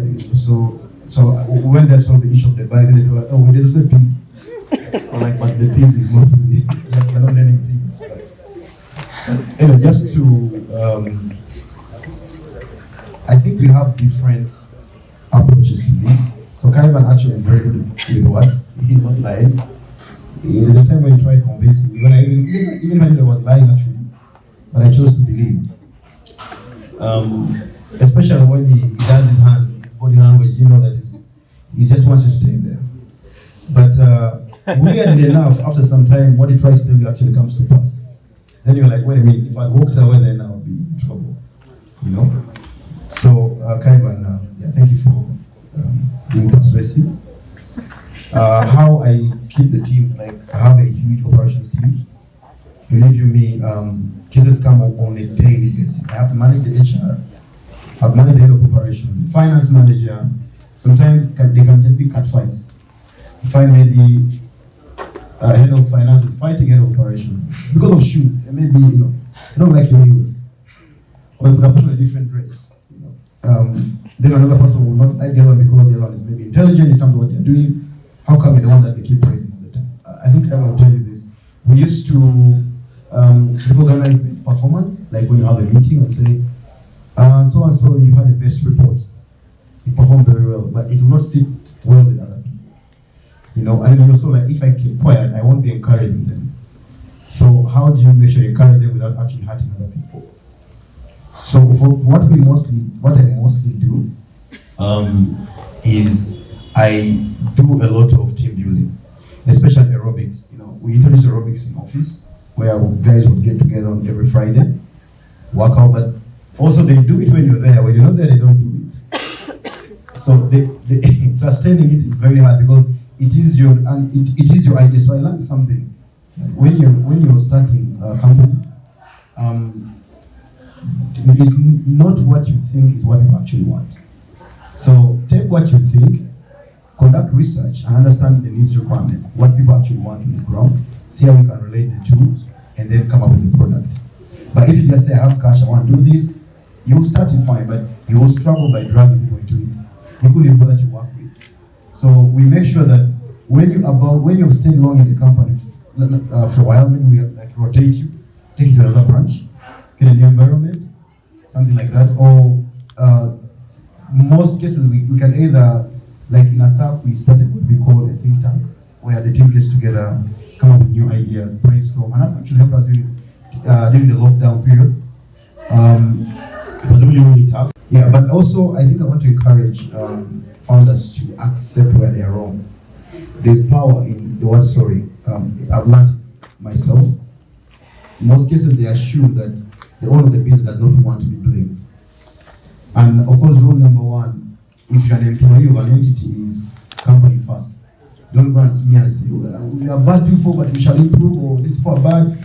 Speak the same language, speak for your company. And then later come and solve the issues, why your company is weak internally. But don't let the people outside there know that you guys have issues in your house. But as a founder, I think where you feel you're wrong, I think you need to call the team. If you cannot tell them straight, create some kind of game. And I mostly do that. Organize a game, most like a logical game. And later they'll get to know that actually there's something you did earlier that you're trying to let them know. But in a professional way and a respectful way. That's what we do. So in a way, it has kept us really strong, tied together. Even if someone walked in a circle and said, can you put this in so-and-so's team? This person has issues. You know, before you realize that issue will move from one person to another when you get to know about it. Because the caretakers, the office assistants are really key to us. Give them, incentivize them, recognize them in many ways to make them feel part of the brand. Yeah, but I mean, we can't talk all the strategy, but there are things that we do in ourselves that have really helped us a lot. Yeah. We have two more questions from Tony and Atif, and we'll be wrapped up by Honor. Hi, my name is Anthony. I used to be a founder and exited. I've been watching so many people ask you very difficult questions. None of them seems to have given you your flowers, so guys, you're doing a fantastic job. Thank you. Especially flying brand Uganda. I think you keep at it. My question, well, I have two questions, but before I need to talk about what Edward said about incentivizing staff and how that can cause conflict. Back when I was building my company that I recently exited, Guardian, we had, this is 2014, so we had this employee who walked in a month after we opened our doors, and she said, we had one store in Kabalagala pharmacy, So the manager of that pharmacy was also doubled as the HR manager. So this lady walks in and says, those medicines are poorly arranged. They're in a different class. This is dirty. This is dusty. I think you need to hire me. And she's telling that to the lady who runs the store, but also is the HR. So I'm like, I was listening, just casually, I was on a laptop or something. And this lady says, of course we can't hire you. You have a terrible attitude. I'm like, actually, I think you need to hire her. She's fantastic. So then we gave her a job. And we had a quarterly review where I would give an iPad to a staff who was like the best staff. So that time we're opening our second store in Kansanga. And this lady won these iPads for 4 quarters. Remember, this is 2014. iPads were a thing. 4 quarters. And we didn't know how to deal with, the jealousy that would inevitably crop up. I mean, the manager that she dissed was the one in charge of dishing these out. But what I didn't know is I had to scrap the whole award thing. What I didn't know is that every month, whenever this lady would win an iPad, without even any prompting, she would pass it to one of her the fellow staff. So somehow people just learned to look out for each other. In my company, I never fired anyone. Okay, I fired only one person, and I've hired like 500 of them. But they would pick out people and say, you're not carrying your weight, we're going to kick you out.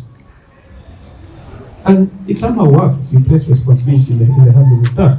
But my questions are, one, what's the end game for you guys? Like, building a company is stressful, extremely stressful. I don't know how it looks like when you have to build it in 2 different continents. And then I imagine talking to Kaivan that you're not going to stop Africa and America. You probably next time you'll be in China somewhere financing stuff. Where's the end game? 2, I hope to be your investor soon. We're still in conversations with Kaivan. Hopefully we come through. So the second question is, what's your moat? You're in asset financing. And Dylan talked about banks and banks giving you money to finance acquisition of assets. What stops them having their own department and doing what you do? So how do you stay ahead of that kind of competition? That is fantastic stuff.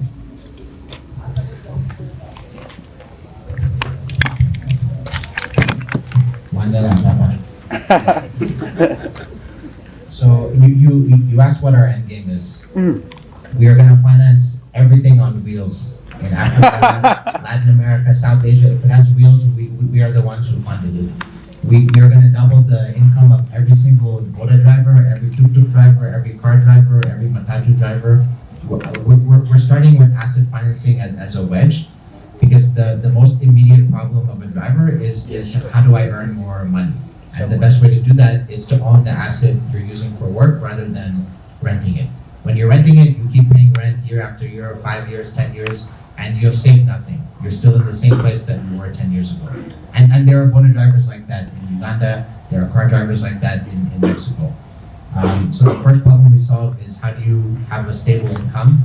How do you become a business owner and not just a wage worker? Because when you rent a vehicle or you rent any asset for your business, it's like you're working for somebody else. And so after we solve that problem, just by owning a motorcycle, our boda driver's income doubles. Because before he came to us, he was paying 50% of his weekly income on rent. But this is the initial hook, and there are so many other things we can build beyond that. So, we've been talking about insurance a lot during this chat.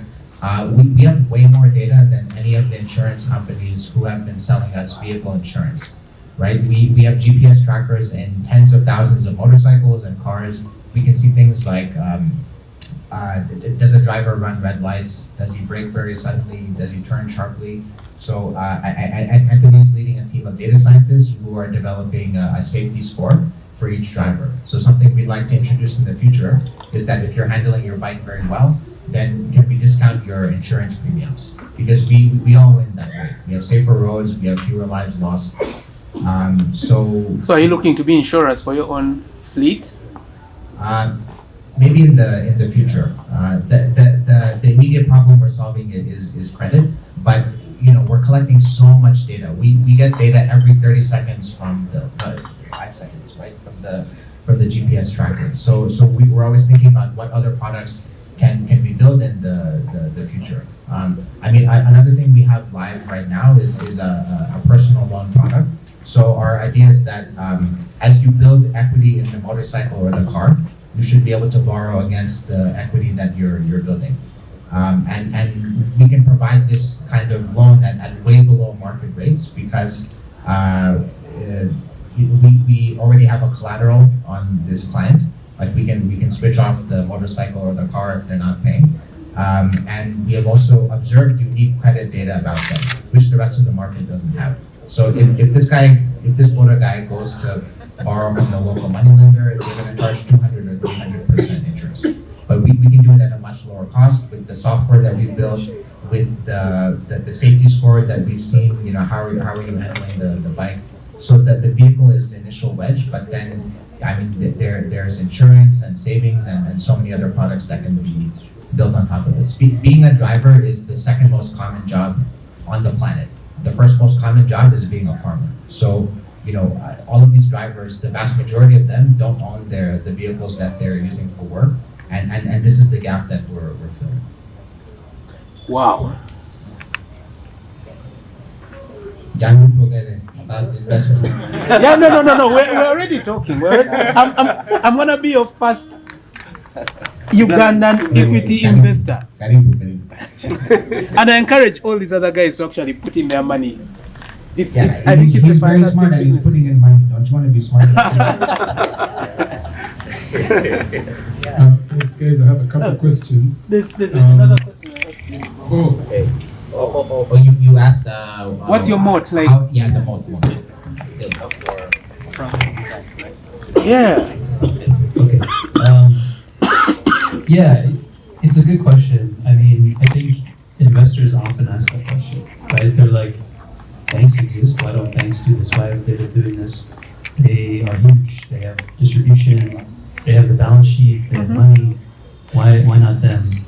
And even talking to Standard Bank, largest bank in Africa by assets, one of our partners, and we talk to them about like, why haven't you done this? And even if you go through some of their financial data, you see that 86 to 90% of their assets come from business clients.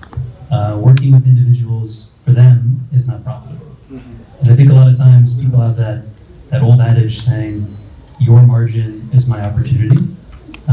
So the idea that they're ignoring a whole segment of people gives us this great opportunity to go ahead and pursue that population. And certainly they're going to wake up. They're going to get to a point where they can't ignore us anymore. So they can either finance us or finance our customers. But then do you see yourself becoming a banker to the poor? Essentially because you're looking at people that, one, for KYC reasons, banks want to shun because they're going to invest.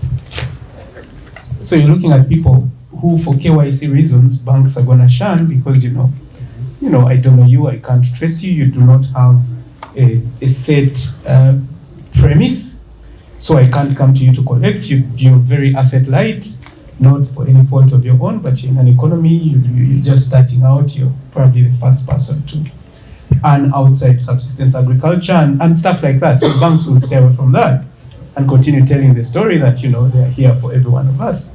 But now, if you've demonstrated from your data and from your track record that you know how to like Ivan said, you can tell the credit history and the credit, you can easily score using your data. You can score someone on credit. You can get a credit rating that banks don't have the assets, don't have the data to be able to get for an unbanked person. Can you then build that up into an Africa-wide bank that looks at the gap, that gap that's left by bankers? Because when you look at Uganda, probably less than 10% of people have bank accounts. So 90% don't have any credit history in the Western understanding of credit history.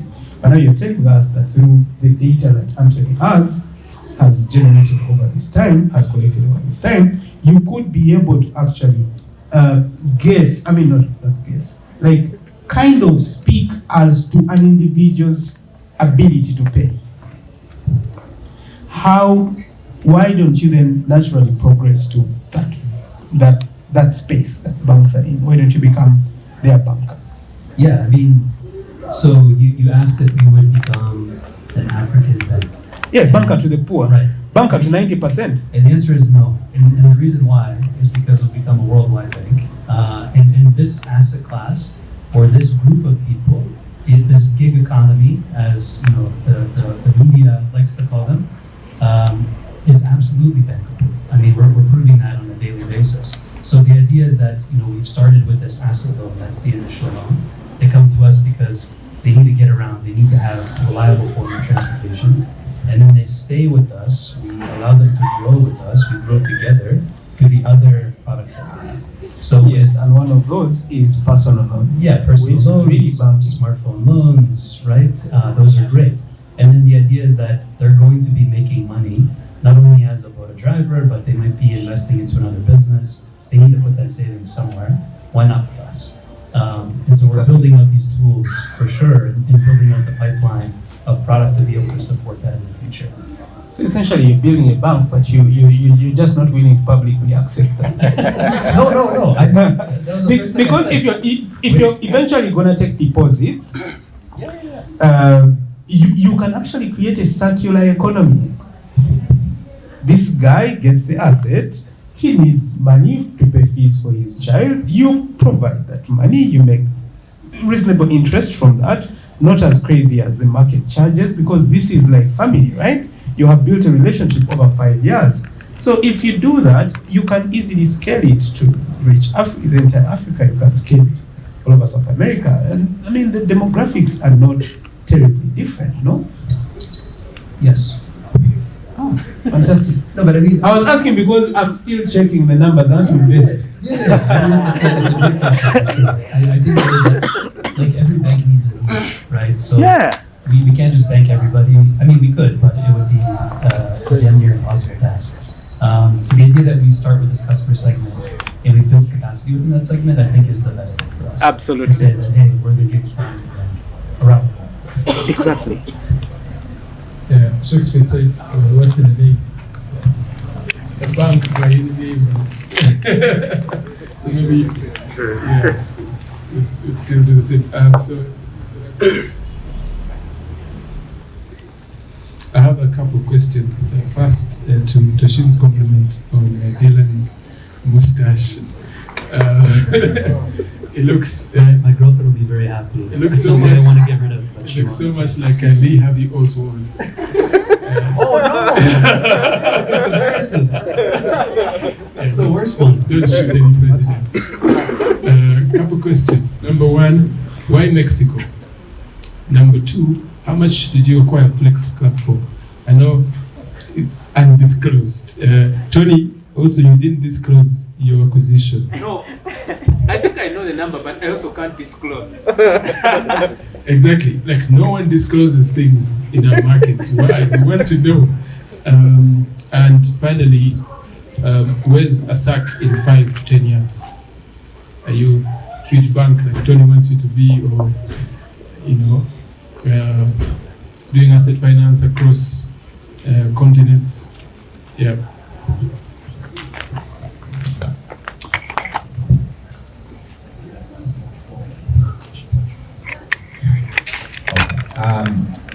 In 5 to 10 years, we will be a global asset manager. Like I was telling Tony, we want to finance everything on wheels. Why? Because wheels are very productive. They generate new cash flow from day one.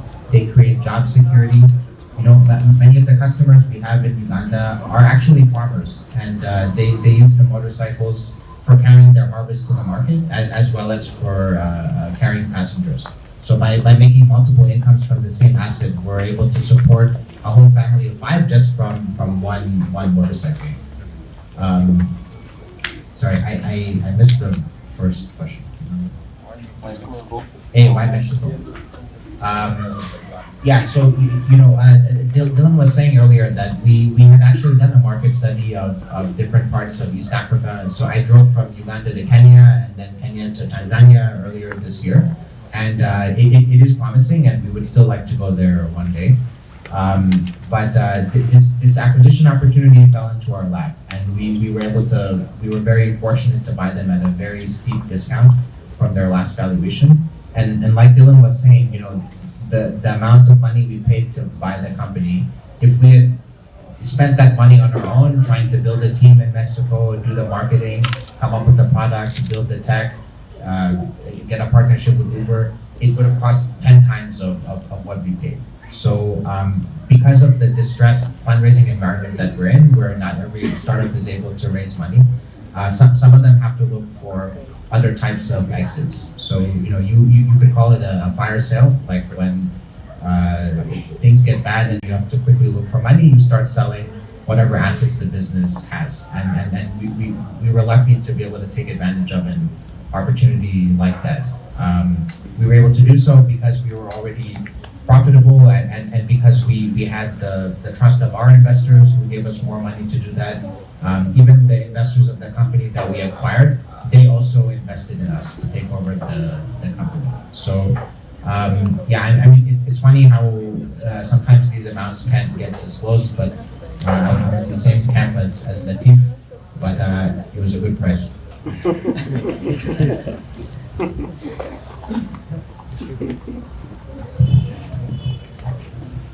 So people tell me, are you not entertained?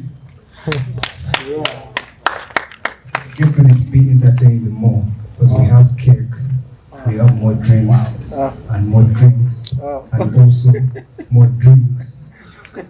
So I would like to welcome Donald Massa for Founders Launch. Tell you a brief, snackable preview about what Founders Launch does and what we aim to do, and basically our business operations. Donald Massa, welcome. Guys, let's have it once again for the team from ASAC. These guys just flew back from, I think, were you in Mexico or in the US? They were in Mexico trying to set up operations, and Kaivan said, I'm coming with my team and I'd like to be at Founders Lounge and save us a slot. And even if it's in the Christmas holidays, I said, we can do something on the 15th of December, and they're here. So thank you, Kaivan. Thank you, Dylan. Fantastic job, guys. Fantastic. Yes, thank you, guys. For coming to Founders Lounge. Kaivan is a very good friend of Founders Lounge. He has moderated one of our meetups before with Gerald Otim from Nsibuko, and is also a member of our platform and is active whenever he can. So happy to have these guys here. And I mean, the idea for ASAC really is that Uganda has quite a few startups, but no Ugandan startup has spread enough to acquire another startup, but not just that, but in another continent. Like you could go to Tanzania or Rwanda or Zambia to Mexico, and like that's something, and they've raised in excess of $30 million and they're growing. So we think this is a good benchmark, and we thank Kaivan for coming here to meet you guys. He's also an angel investor, so we hope he'll be able to invest in some of the members here. So my name is Donald Massa. I happen to be one of the few people behind the kitchen trying to get things up and running. If there are any disappointments or anything you're not happy about this event, blame me and him and a few other guys. It's a lot of work, but we're happy to do it. Founders Lounge Uganda started on the 5th of October 2022, and it was basically a conversation between myself and Kashin and Tusi there, talking about why is there no community for founders? Why is the founders journey lonely? Why are founders overtrained and underfunded? Why are the opportunities mismatched to the founders' needs, and what can we do about it? and we said, we can create a community, and I was thinking mostly about the Homebrew Computer Club in San Francisco back in the 70s, where these hobbyists used to come and play around with computer parts, and Steve Wozniak and Steve Jobs met up and created the Apple One and all the massive things that came out of that. Can we have a hobbyist startup community, but for founders to support each other? And that's really how it started. WhatsApp group, Tusi was like, what can we do? Can we not just start a WhatsApp group? I said, I was thinking maybe we'll do meetups and something formal, but just a WhatsApp group. And the first day we had like 150 members, and now we have close to 700 and still growing. This is the 16th event we've held since January this year. And we've helped launch 2 venture capital funds. We've done partnerships with other investors, and it's, it was an idea whose time has come. And I'm really glad that all of you have bought into this dream and continue to come to our meetups and benefit from the value that we're trying to create. And in the little efforts that we're doing, we have no money. It's a community really sort of startup, so we don't have 30 million like a SAC. And we do a lot of this out of our own pockets, and we're happy that you find value in it and also contribute value where you can. So thank you. And we have cake to celebrate our belated 1-year anniversary. And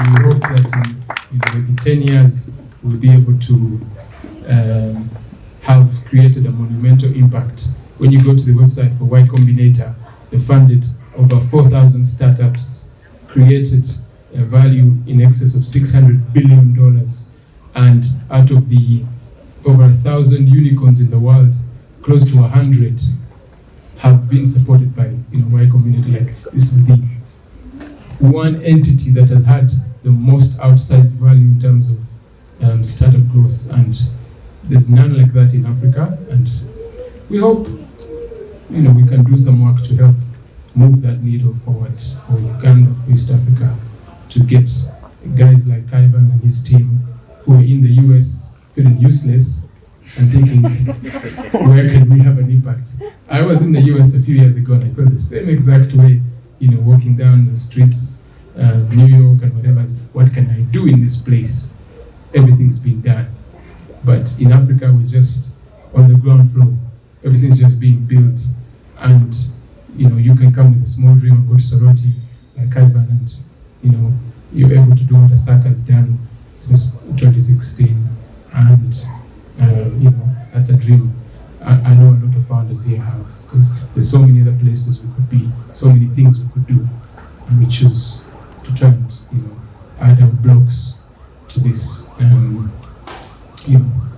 edifice that is trying to transform our societies. So thank you for walking this journey with us, all of you who have, and we look forward to doing more. Founders Lounge really has 3 pillars. The first is community, which we've built, which didn't quite exist before. The largest community of startup founders in Uganda. Now we're building partnerships across the region and hoping to broaden that to other countries.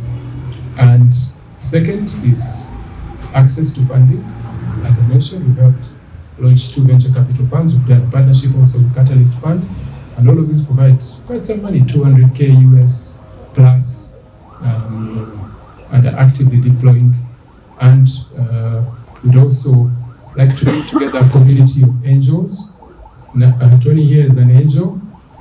One of the wonderful ladies here said she is also an angel. Kaivan is an angel. So anyone who has capital to deploy, I'd like to give you a minute also to talk about, what's your thesis, how would you like to fund startups, because almost everyone's here as a founder and they want to know how to benefit from that, and that's what we try to do. And once we build strong enough partnerships, we hope to get some of our own capital and deploy it. Next year, we're planning to launch a pre-accelerator program.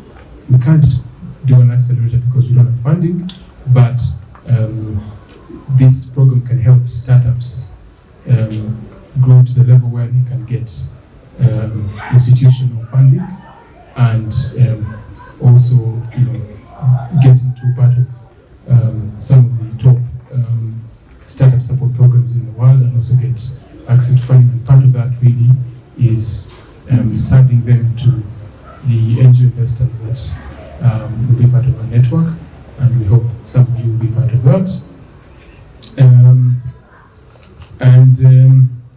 Some of the other things we do to support startups, we have a co-working space there. There were 10 desks, half of them are filled up. We still have space if you'd like. Table, just come speak to us. It's about $80 or $300K. You get coffee, you get 24-hour access, and part of this fantastic community. So come speak to us. We've launched a podcast focused on startups. We do these meetups, of course. We are launching an investment club for founders to save and lend to each other, invest in asset classes, but also eventually, hopefully, write some equity checks in other startups in the community, but also try to create some community of angel investors, like I mentioned. So because Founders Lounge is not funded by anyone, and we bootstrap it, we like to have our community partake in supporting what we do. And we have these little beautiful baskets here, which we're going to move around. You need to give us your offertory, and all that money goes into supporting these events and the activities that we do. The lights, the sound, which is not the best, the snacks, and everything that happens to get this event happening. So if you have, like Tony, you sold your company for a non-disclosed sum, and maybe you're sitting on a few $1 million, write us a check. We'll be very happy. And the ASAC team, maybe you have a few $100. You're wondering what to do since you didn't convert them into UGX, put them in a basket. We also like Angelo to come and tell us about the Uganda Investment Authority, what they do, and especially what they do relating to support for startups, and not just these Chinese investors. They created an investor protection unit with the army guys, and to protect Chinese investors, protect startup founders also, and fund them. So I'd like us to hear from Angelo also on that front. We'll also be moving around feedback forms for you to give us feedback. What did you like? What don't you like? Who should we host next? What would you like to see in 2024? If you're not part of our group, which I think is the most impactful WhatsApp group on this continent, please scan. We're going to move around some forms, scan and join it. I am part of hundreds of groups, but I've never seen one that impactful. And I am always happy that I'm part of it.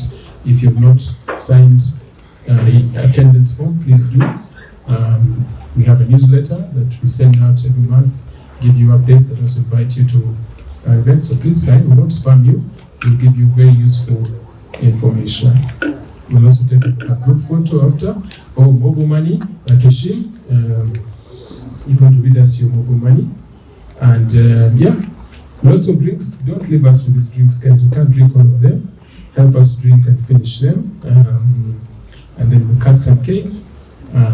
And party to the night. Toshin, mobile money. Airtel money 070 522 4416. 070 522 4416. I don't know what's wrong with my Airtel money account. I refuse to accept anything less than 100,000. I really don't understand. If you want, anyone wants MTN? If you want MTN, 780-177-007. 780-177-007. And now I'd like Tony to come tell us about his angel investment and how much my Guardian Pharmacy was purchased for. And then Don from the Stanbic Incubation Hub to tell us they have quite a lot of money to deploy to startups. They also come to tell us about that. And anyone else? Angelo, you're welcome. If we are ambushing you, but we'd like to hear from you. And anyone else who has something. Oh, Bonita, support startups to be part of High Innovator. You can also come and speak for a minute. Yeah, we'd like to hear from you guys. Yeah. Thanks. I'll start with the question asked of me the most by my friends. Why do you exit a company that's working? Because that's how exits are supposed to work. I don't know. Geoffrey, do you have any other question? No, seriously though, I feel like we need to teach, and you're doing a fantastic job, by the way, with all the startups. We need to teach our entrepreneurs that the best time to sell your company is when it's on the rise. It's not the best time to sell a bar. I don't know about bars. But yes, the best time to sell a company is when it's on the rise. So we need to teach the startup people, our community, that, raise money when you're going up. Don't raise money when you're really struggling. I learned it the hard way, and I paid for the better part of 6 years. But I'm out on the other side, very happy. The figure is reasonable. I am not under contractual obligation not to disclose, but I can say it's in 7 figures? No. 8 figures. 10. 8 figures. No, not 10. No. Maybe the next companies we're building this is. The next companies we're building, which is why I'm invited to speak here. But anyway, we started with 50K. We sold for 8 figures. We got fairly recently the best exit in East Africa award with the East African Venture Capital Association, which is fantastic for Uganda, because oftentimes people say that Uganda is the country where you go to invest if you want to lose money. And it doesn't help that we have some innovations here, that some funds that set out to invest in startups that they don't help prepare properly, and they keep reinforcing that talk that, when you throw money in Uganda, it's going to go. You have funds investing for just a 2% success, and if they get a 2% success, everyone is happy. So that reinforces a negative narrative. So one of the reasons I was very happy to exit was because I wanted to kind of show that things can be different in Uganda. When you look at funds from the US, from Europe, they will tell you, if we throw money in Africa, we're basically doing charity investing. So if you return someone's money 3x, 4x in a PE arrangement, and it turns out to be the best PE deal in East Africa that year, I think you need to sell that story, because it helps the next startup founder coming through to tell a different story about our ecosystem. So I'm very happy to widely share that story. But also, because that story also helps us build our next level, our next stage of business. My business partner Alex today went out with an announcement. We've been having discussions for the better part of a year about building a venture studio. I feel like what we lack here are not startups. By the nature of the country in which we exist, everyone will end up in a startup. Because you know what? We have the youngest population in the world, pretty much after Niger. Median age in Uganda is 15.7. Africa's median age is 19. Niger is 14.8. You have 1 million Ugandans hitting the job market every year for around 20,000 formal sector job openings. So the math won't work. It therefore means that most people will end up in entrepreneurship. So how do we then make sure that we do not lose 85% of these companies by their second birthday? And then by the third birthday, you're left with less than 5% of these companies. How do we do that? It's not because the ideas these guys are working on are bad. It's because the way you build companies, there's a method to that madness. You need to know how to build a company that is going to survive you as an individual.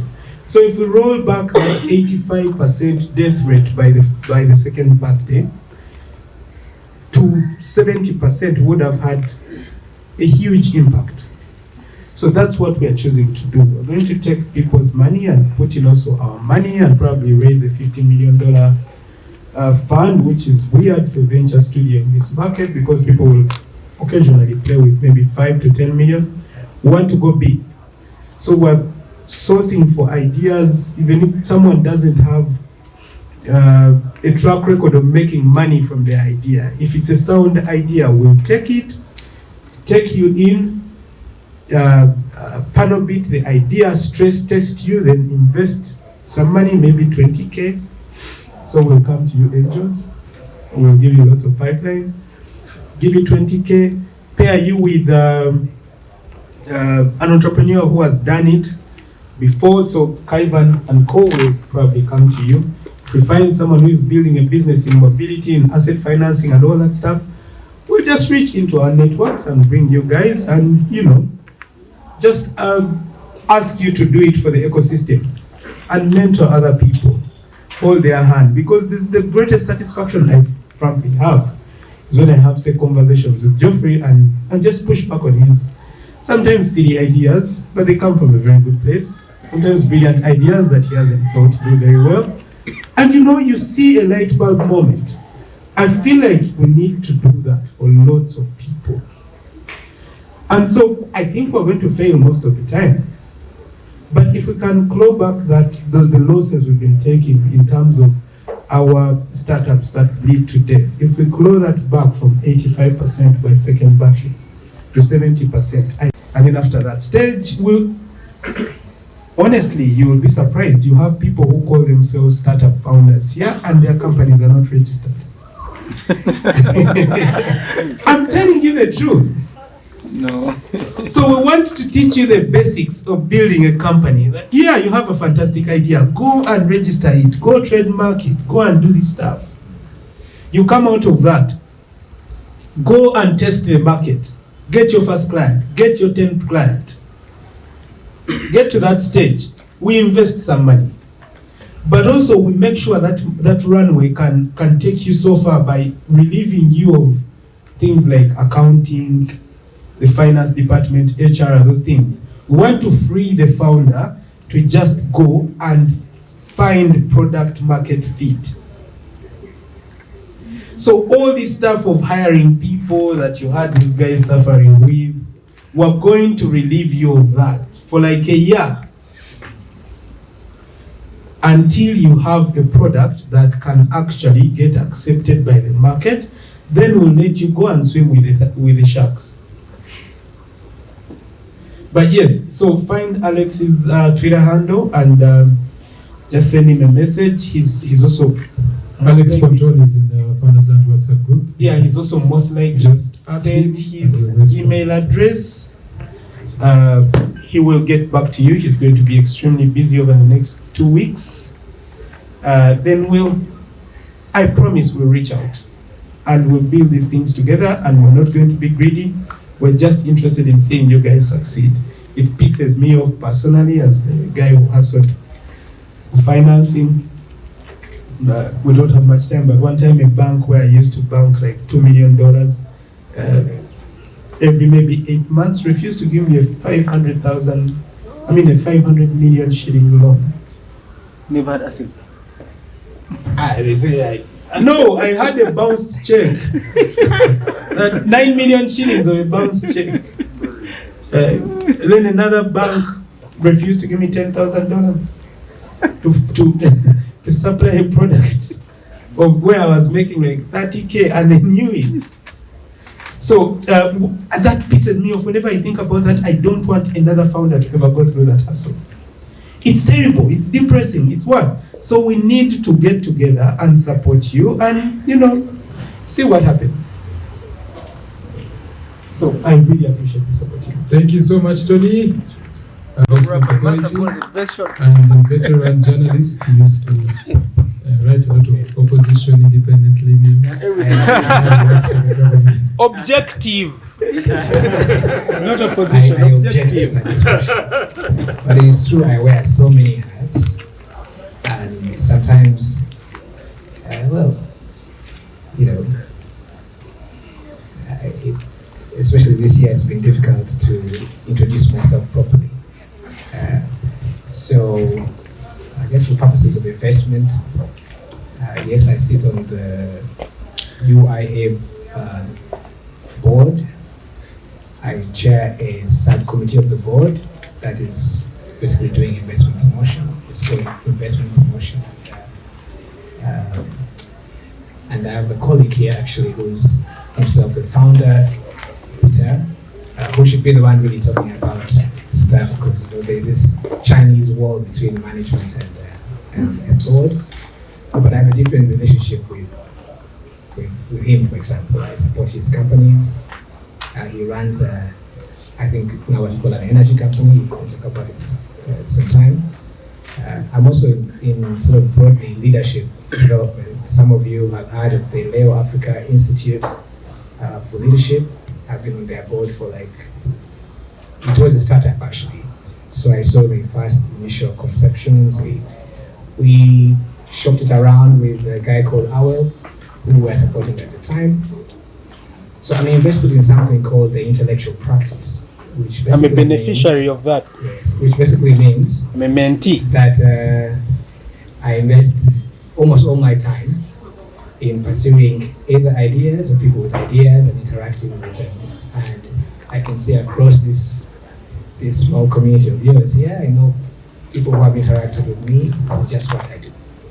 Now, talking about the authority, this is a government institution, and being a government institution, there's a lot of stuff to give away. So, one, I encourage you to get an investment license. It is for free, and once you do, there are a range of things I can contribute to the growth of your business. First, now speaking as a public official, look, I like to throw out a figure of what your taxpayer money is doing. So the Investment Authority is a statutory authority. It is meant to promote and facilitate businesses. We do this mostly by providing incentives. Contrary to what you hear, we are not there for the Chinese and the Indian, though I have a couple of my colleagues are in India right now. And the reason they are there, it's called an outward mission. The reason they are there is because we are looking at Indian cottage industries, particularly manufacturing hubs. And we want that technology, that can sit in a home like this, and that can solve multiple problems for us to be within reach. So that's one of the things that the authority does. So if you're looking for information to acquire a small processing plant, anything from $5,000 to $30,000, the Indians are our partners now, and that is where we are studying how to scale. Now this year you may have seen some of the things we have done with small, medium scale, what we call growing businesses. We are trying to organize them. A lot of that is not, as I have seen people say online, and speaking a lot of English. It's actually brick and mortar work. And I've been here long enough to know that if you start small, you can grow. I can give you many testimonies because I'm in the storytelling business. But I remember being in the newsroom at the Monitor, which was where I was working, and this guy comes in, and he was selling, I think he had bottled lotions. And I was doing something on my desk, and he comes and he says, I said, what are you doing? He says, well, I'm here to promote my business. You know, we are into, you know, we do lotions and, you know, stuff like that for ladies. I said, fine. So we started with him. Monitor in 2003 was a very small company, and the radio project was even smaller. The person I'm speaking about, you know him as Morbid. Morbid used to collect containers and pack his lotions into these small things. And he brought a product to show us. And we were running an ad for his business. Now he's in about how many African countries? Maybe 10, 13 countries. If you go to Malawi, for example, and you announce yourself as a Ugandan, the average Malawian may ask you for mobile products. The company itself now is, the official figure is confusing because obviously this is Uganda and there are many problems with people who make money. So I think Mobit, I would say, is upwards of $30 million as a corporation. But you see, startups actually do work. If you are as diligent about it, it can grow. And there are many that never recover from that valley of death, but the effort is never without reward. So at the authority, these incentives, take advantage of them. In the financial year before this last one, the deferred revenue, money that we offer like as tax incentives and other kinds of things for companies both large and small, is a huge amount. I asked for the figure myself from the management team. Between 2020 and 2022, that figure was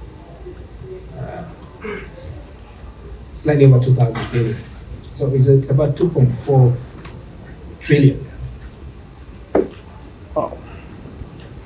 You know, that's how tax incentives are annually. And I am very passionate about domestic businesses. So I would like those small things to be part of the value that you get if you're operating in this jungle here of trying to start a business. So our tax incentives are available, like I said, with your investment license. One of the ones I think I appreciate, and looking at my left here to these wonderful visitors of ours, is that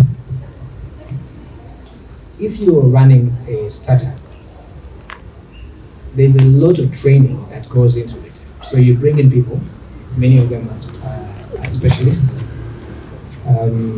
One of our licensees, like Uganda, which is a mobility company. And I was telling Michael, who again I met as an intern. I used to be his supervisor when I first came into the country. And he was working at the Monitor as a journalist, actually. So Michael Wilkerson, I was telling him that, look, we offer 100% rebate on all your training costs. You have the license. If you spend $8,000 doing training, you can claim that back 100% from tax. And it is quite straightforward. You know, you just submit your papers, and if you want to take advantage of this, just speak to Peter after this. But training costs, that's Peter Molina over there. He's an investment executive. So training costs are a huge burden on young companies, especially if you're bringing in skill from outside. This rebate allows you not to take in that cost, and it is really the taxpayer who's going to bear it at the end of the day. So there are a range of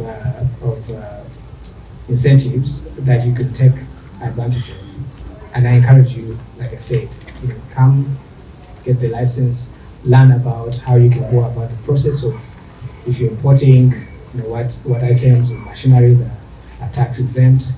Let us run you through that process, and then let us help you on your startup journey. My name is Wawele Don KC, and I just recently got appointed as community manager at Stanbic Bank's Business Incubator. So what usually that entails is moving up country and visiting these businesses and, SMEs that probably people would regard as boring businesses, yeah? So coming from a background of startups and this and that, when I got into the space, I thought of how can I, be able to channel these opportunities to a community that, I'm a part of and a community that I understand. So what I'm going to share with you is just a couple of projects that we have at Stanbic Business Incubator. These are mainly grant funding opportunities, not something that's fancy for people in the startup ecosystem, But what I look at grant funding opportunities as is, is this saying that if you can't afford to fail, then you can't afford to scale, So usually what I see with the businesses that will give this money is that they're able to test out the products that they had, on the shelf, that they had in production, and then they're able to put it out and see whether it works or not without having to pay back the money they have been given. So one of the projects we have is we've just launched a project with Palladium Fund, and it's a climate smart jobs project. I highly recommend you check it out. Yeah, so this is a fund with a ticket size between 40K and 250K. They scraped up the 250K because they say that it's hard for Ugandan businesses to absorb that money. But I disagreed with them and, kind of back and forth, but they put it back, so it can be up to 250K depending on, on whether the idea is worth that or not. Another one that we do is an annual fund where we partner with USADF. So Stanbic could bring half, 20K, and USADF brings half, the other 20K. So we invest $40,000 in each business. And for this particular, the criteria is mainly agriculture focused, but it can also be in tech and can also be in mild manufacturing and educational businesses. Yeah, edutech, just generally tech, yeah? You can be able to approach me or come to the incubator. Yeah, but I've shared some of these opportunities in the Founders Launch group and I'll keep on sharing, but we don't want to spam you like, Donald say. We want to give you clean, good content. And last but not least is something that also Barbara is going to share with you. We run also the High Innovator program. And this is a program that I'd say is quite valuable. Easy entry, same as USADF, easy entry, as long as you meet the criteria, you're registered and all those things, you tick those boxes, you can be able to access that finance. And what we do as Stanbic as well, we go on to also offer access to market. I think you've been seeing these billboards of, we can connect you to Egypt and Cairo and all these other places. Yeah, so we also have a concept of access to market. Yeah, and we are building a deal flow book internally with the businesses we worked with because we have a network of VC funds from the Stanbic of South Africa, that keep reaching out to the business incubator. So there are about 3 business incubators here, Uganda, Ghana, and I think Tanzania, maybe Kenya as well. Kenya is not yet set up that way, but we keep getting, we're in conversation with those VC funds, and we're able to also link you up that way. Yes, so I guess that is it for now, but if you want to talk more, you can feel free to approach me or come to the incubator any day. We don't close even Christmas, which shall be open and working. So yeah, thank you so much, Donald. Thank you for Don. Questions will be asked to him in person, so you don't have too much time. Bonita, 1 minute, and as we mount the cake and get cutting. Good evening, everyone. Welcome to Startup Africa. My name is Bonita Nanzi. I'm the commercialization lead. At Startup Africa, we support early stage ideas. We run programs in universities. We have a venture building support program that runs for 2 years, and we also have investor connections. At the moment, we are mostly focusing on manufacturing and tech. So if you have any businesses that are in the line of tech and manufacturing, we also run the High Innovator program, Well, if you're a business that has been operating for the last 2 years and you make at least 10 million annually, we can support you to raise 20,000 US dollars in grant funding. So please do not hesitate to reach out. Our offices are open Monday to Friday from 8 to 5 p.m. We have quite a number of activities running. So please reach out and find out what you can take advantage of. Team 2C, Oliver, please come forward. I think they can. I don't know if they can fit in. Hold the second benches, please. Yes. We're celebrating Founders Lounge at 1. And also the end of what's been an eventful year of this community, and hoping for more. So we're going to count down from, tell us. 45 in Bangladesh. But let me just look at You want to count down from 5 in Bangladesh? Pat. Chan. Din. Doing. Act.